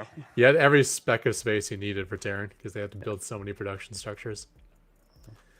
All right, so that was interesting. Let's see if it doesn't get spotted next time, I guess. Yeah. That'll be make for a more interesting game. Yeah, he may know exactly, like, again, if they've played, no, these are the exact spots, so just go check that exact spot and then let's go. But yeah, I think it's probably more generic, though, because I'm thinking of Eris, and Eris always sends a drone all over the place at the start of the game. So he probably just does the same thing with his Terran. Even though it's abnormal for a human Terran to do that. Yeah. It's just, when you're facing bots, you're either facing a macro bot or a cheesy bot. So you might as well just secure yourself against the cheese. Yeah, for sure. The information is well worth it, and obviously in that case was able to just completely shut it down. Um, yeah, and again, you get the Neonka. Does it only do that, or is there a second backup build now that it's lost? A lot of these bots, again, if anyone's kind of new to watching, will kind of they know how they did in the last game, so it's like if strategy A doesn't work, I may switch to strategy B or something based on what the other one is doing. Um, they don't just repeat, but again, some of the newer bots where they've only got really the one build order, it is just going to repeat what it's doing, or it may have something too map specific. So like on this map, I do this, on this map, I do that. This matchup, obviously, you do this versus that. But we don't know. But I my money would probably bet on the same thing. Yeah. Yeah. If you can't replace workers on the barracks, I don't think he's scattering multiple strategies. You're not like, here's my 9 builds. Yeah. So I think we're going to be hoping for a late scout on the barracks, and then we'll get more of a game out of it. Yeah, definitely. So I think we are ready, and let's go into what may be the final match of the night. Neonka's hoping it's not, but Phobos looking to close it out.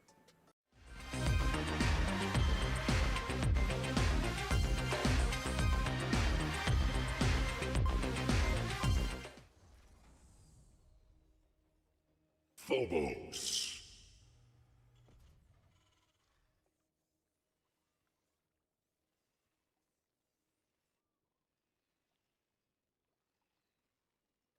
Bianca.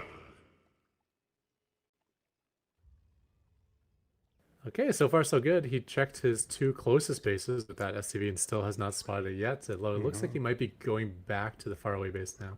Okay, so this will be a later scout. Yeah, so maybe he'll at least finish up. Yeah, even 2 barracks. We'll see something maybe. Yeah. The first barracks finishes right away, then the Marine can maybe shoo away this SCV as well. Yeah. Oh, nice spot there. Oh, no, it's still... Yeah. No, he's still in the range. Yeah. Okay, swings back out. Yeah, so that one's probably going to die, but he'll probably get a Marine out by the next one. Yeah. That was close too. The problem is that basically kills the barracks, which you know is that SCV. Yeah, it's worse. Get it. No, he's gonna lose us. No. Yeah. Okay, so it's gonna be a 2x all in. Yeah. Oh boy. It's funny that he knows. So in the first game, he had 3 stopped, and he knew to send a second SCV to start the 4th one. But here he didn't have to. And same with he sent another SCV to start the supply depot on location, which is a weird thing to do. But that's what he did. This bunker's obviously in a much better position this time. So I think kind of everything may just stop there. And Phobos got a Reaper out, which is going to go across the map and potentially just kind of kill everything. Yeah, very likely. I don't think we're going to be seeing any micro of these SCVs. No. I don't either. They're not really aware of it. But we are seeing a push, and the Reaper's across the map. And there's even the lone SCVs coming with the bush as well. Yeah, is that front bunker just, got some Marines in it now. And he's not going to bypass it either. So, yeah, that's going to finish. Kill everything. Also interesting that Phobos keeps all of his units at the top of his ramp, but he has a bunker at the bottom of the ramp. Yeah. It's like 2 layers of defense, I guess. Indeed. And yeah, this one we'll just clean everything up. Down to 6 workers. Welcome to week 1 of ProBots. You know, this is how it goes. We did get to see Zozo versus Candy Nano, which I guess was still a cheesy series, but at least a closer matchup, we'll say. Yeah, well, it went both ways at least. Yeah, because it was a cheese that worked, then a hold, and then a cheese that worked again. So yeah, you get to see some variation. I think this is why last season we tried the staggered start almost, that the new bots would play the new bots and then we get the veterans, because very often the veteran bots just have too many answers for this stuff, and this is just shut down so cold. Yeah, and the fact that he qualified for ProBots means that he was probably wrecking a whole ton of bots on the ladder with this 4-racks all in. Yeah. Because it is a strong all in. Proxy 4-racks, that's the way to do it if you're going to do a gasless all in with Terran.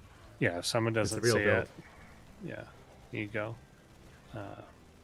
Yeah, and like 12, like you, particularly saving up 6 Marines. If that's 12 Marines, maybe even at least without repair, maybe you get that bunker. But yeah, but not enough. So now he's just going to accumulate. The one Reaper may take out that command center. You think he's gonna win the game? Yeah. Oh no, there's Yeah, you box gotta kill structures the too. you gotta kill those anyway. But I bet there's no like lift or anything like that. Ooh, No. those are fast pistols. Yeah, it's little guns going. Reapers used to do bonus damage to structures back in the day. Oh yeah, like back in like the first 3 months, and then everyone the 5 Rax Reaper strategy was just to rush a Nexus, throw a grenade. It was like 3 volleys and you'd kill it. And yeah, that was brutal. Hey, Drex back. Yeah, I well, am back. I am back because that was the last game, and it's what you would expect from week 1 of ProBots. You gotta think ahead, like all these like strong looking bots. What happens when they play each other later on? yeah, That's exciting. Oh, well, someone had asked me earlier about how long the nights go, and I'm like, you know what? Week 1 goes pretty quick, Short. but like week 6 and 7, yeah. well, you never know. Get a Ket Rock Buck in there, and you know, that's it. You're there all night. So Yeah, there we go. Luckily, unlike in human games, we don't hesitate to just hit fast forward. So if stuff's just boring, we're gonna motor through it. But yeah, exactly. This is what we get. The cheeses have to be tested out, and the weak ones get thrown to the side, and then we end up with some strong stuff later. But week 1 is the probably the best time in ProBots to do weird stuff. So Yeah. This is an opportunity because these bots aren't out. Even though you've been knocked down, there is an opportunity to update and to give another chance at it. So by week 3, they should be able to, get a little bit of an update and take what they learned from week 1. This is actually a good learning experience, I think. Also, I guess maybe some authors wouldn't see it so, but I think there's an opportunity when you're going up against Eris or Phobos or going up against Micro Machine, and you get to see it on stream. There's an opportunity to maybe see it a little bit more like what they like. I think a lot of people sometimes hide what they do on the ladder, and then now they're going to put out like probably their best stuff. So it might be the best opportunity to counter something if you don't get that chance to see it on the ladder. So yeah, True. yeah, absolutely. So why don't we take a look at the matches we had for today and where we end up in Group A? We had Tier taking out Krillin or knocking Krillin down, and Zozo taking out Kaninana. That leaves us with Tier versus Zozo, and Krillin versus Kaninana. Yeah, that's an interesting group. I still don't know. Like I think it's a long shot for Krillin, we'll say. Yeah. But I still don't know which of the other 3 bots is going to make it out. Like, I wouldn't be surprised if Zozo wins the group or gets knocked out of the group. Yeah, because I'll put even it if that we way. get a Kaninana versus Zozo rematch, then it could go a different way. Yeah. Even with the same, I mean, we saw that with the 2-1. So, And is there an update involved during the group stage, Drek? After the next round, or sorry, I believe it's actually after the first losers round, there's an update. Okay. Okay, so Kenny Nana might have a chance to Yes. fix up what he's vulnerable to versus Zozo idea. Yeah. Yeah. And I then don't Tier is a have killer as well. Yeah, that's an interesting group. I look forward to seeing the end of this one. Yeah, I actually don't have the updates in front of me, but I'm pretty confident there's at least one update per group. So that gives them an opportunity to prevent getting knocked out, if I remember correctly. So All right, cool. And what do you actually, before we go to the next group, what do you guys think needs to happen for our bots that got knocked down, Kanina and Krillin, to step it up? well, I think like we were saying there, Kaninana, it's just going to be the cheese defense, making sure that it's stable early, and then it's bound to win a late game after that. So I think that's kind of the big thing. Krillin, more so against Kaninana, it won't matter as much, but again, whenever you've got that sort of like Ling Rush where it's just supposed to A move into the center of the base and it doesn't, the pathing sucks. Like there's got to be some variation to that. And there's ways to fix that where you poke up a ramp and see, or like there's just got to be some more micro stuff or pathing stuff fixed there. One thing I did want to mention, and you brought it up, Anderson, I actually really wanted to come back around it, is that I'm a little worried about Tier's micro. Yeah. I didn't see any microing back with those Hellions, and that is concerning. Do you feel that that'll be a problem with him against Zozo? If it doesn't, like if you're just going to get Zealot rushed, basically, and you don't have anything that's going to micro you back, then the Zealots are going to cut you apart. Then also even more concerning potentially than the micro was the Tier mining mess up, that it's trying to like speed mine, but then it was just freezing the SCVs in place and they simply weren't mining. That's even potentially a bigger issue because Zozo won't make the mistake of just, even if there's a wall, he's not going to run into a corner somewhere, he's going to attack the wall. So if you're not mining, then you can't repair that wall and it's going to get in. So yeah, that might be a little tough. So I just actually checked. So we actually will have there will be an update for the 14th. So actually it'll be after week 3. So it'll be going on to week 4. There will be an update.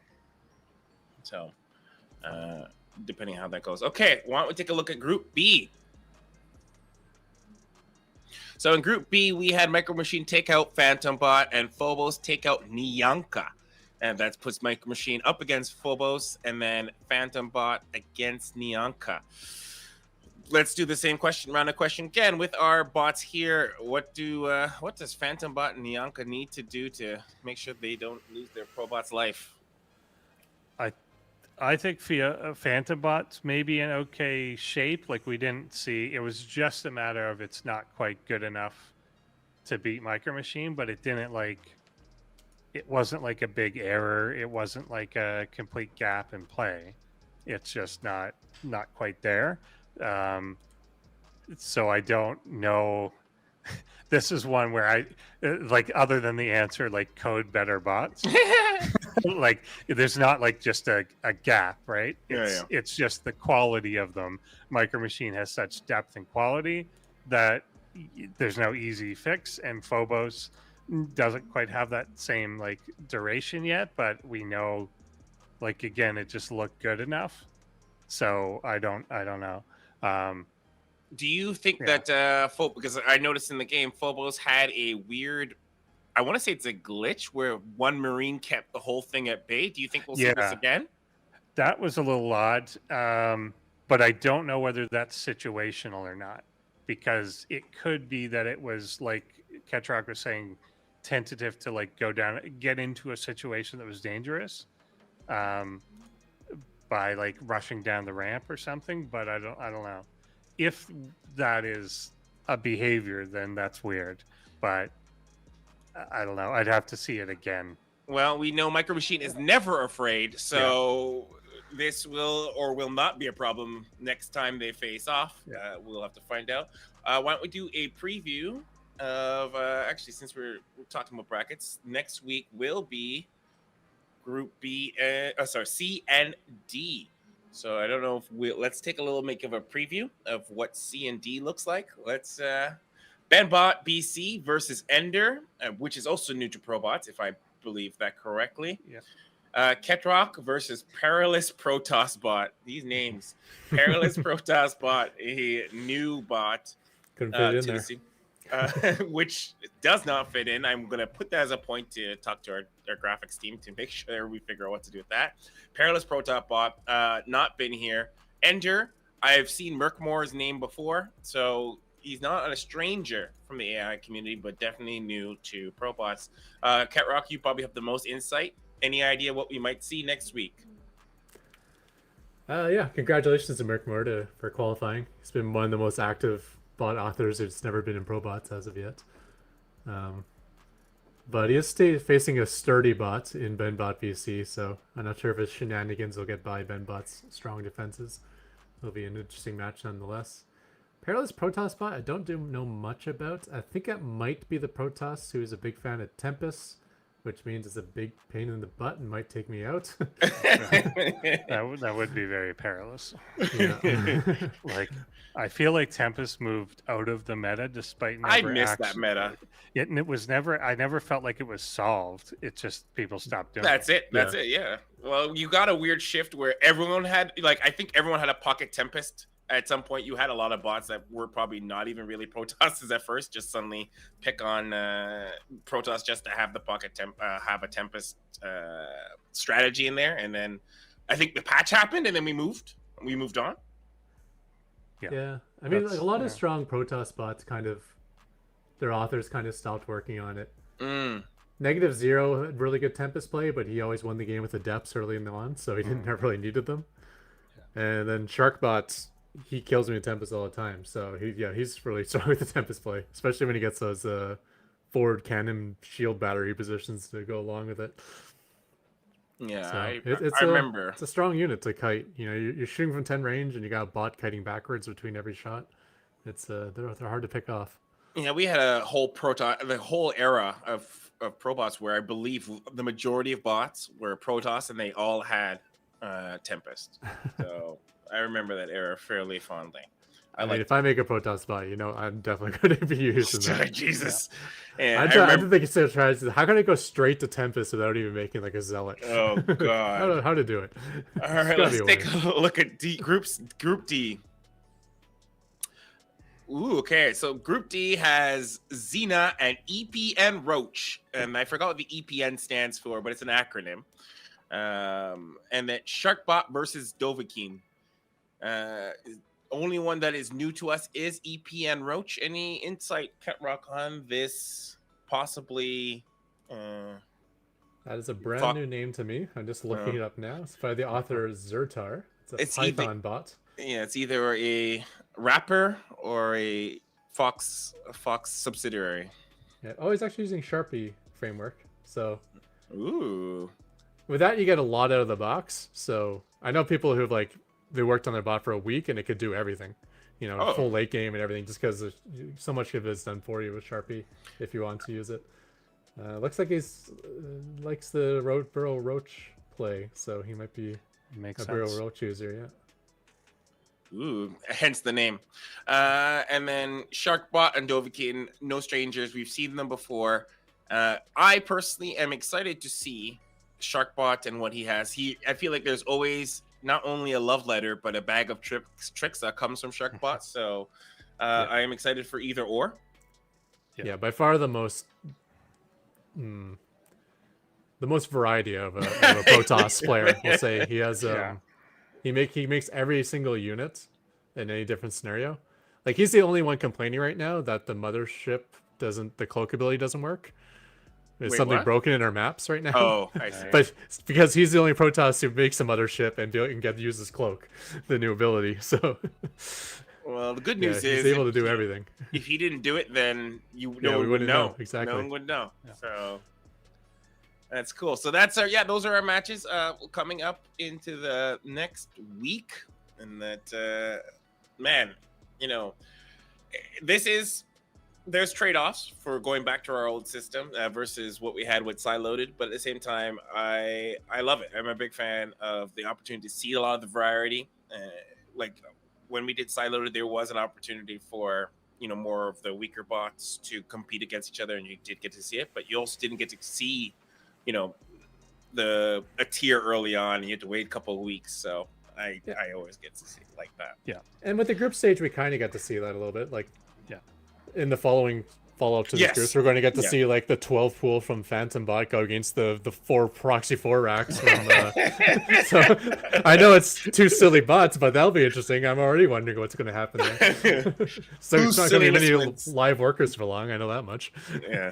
Yeah, I think Group D is the only one that has 3 veteran bots, and that's using veteran lightly. I think Dovahkiin's 3 or 4 seasons, Xena's 3 or 4 seasons, if that. So yeah, I think it's still a good showcase. Everyone gets at least 2 games, even if they get tanked, you get to see them at least twice. Absolutely. So that was day 1. Let us know in the comments what you think, how you feel, what you're excited for in it.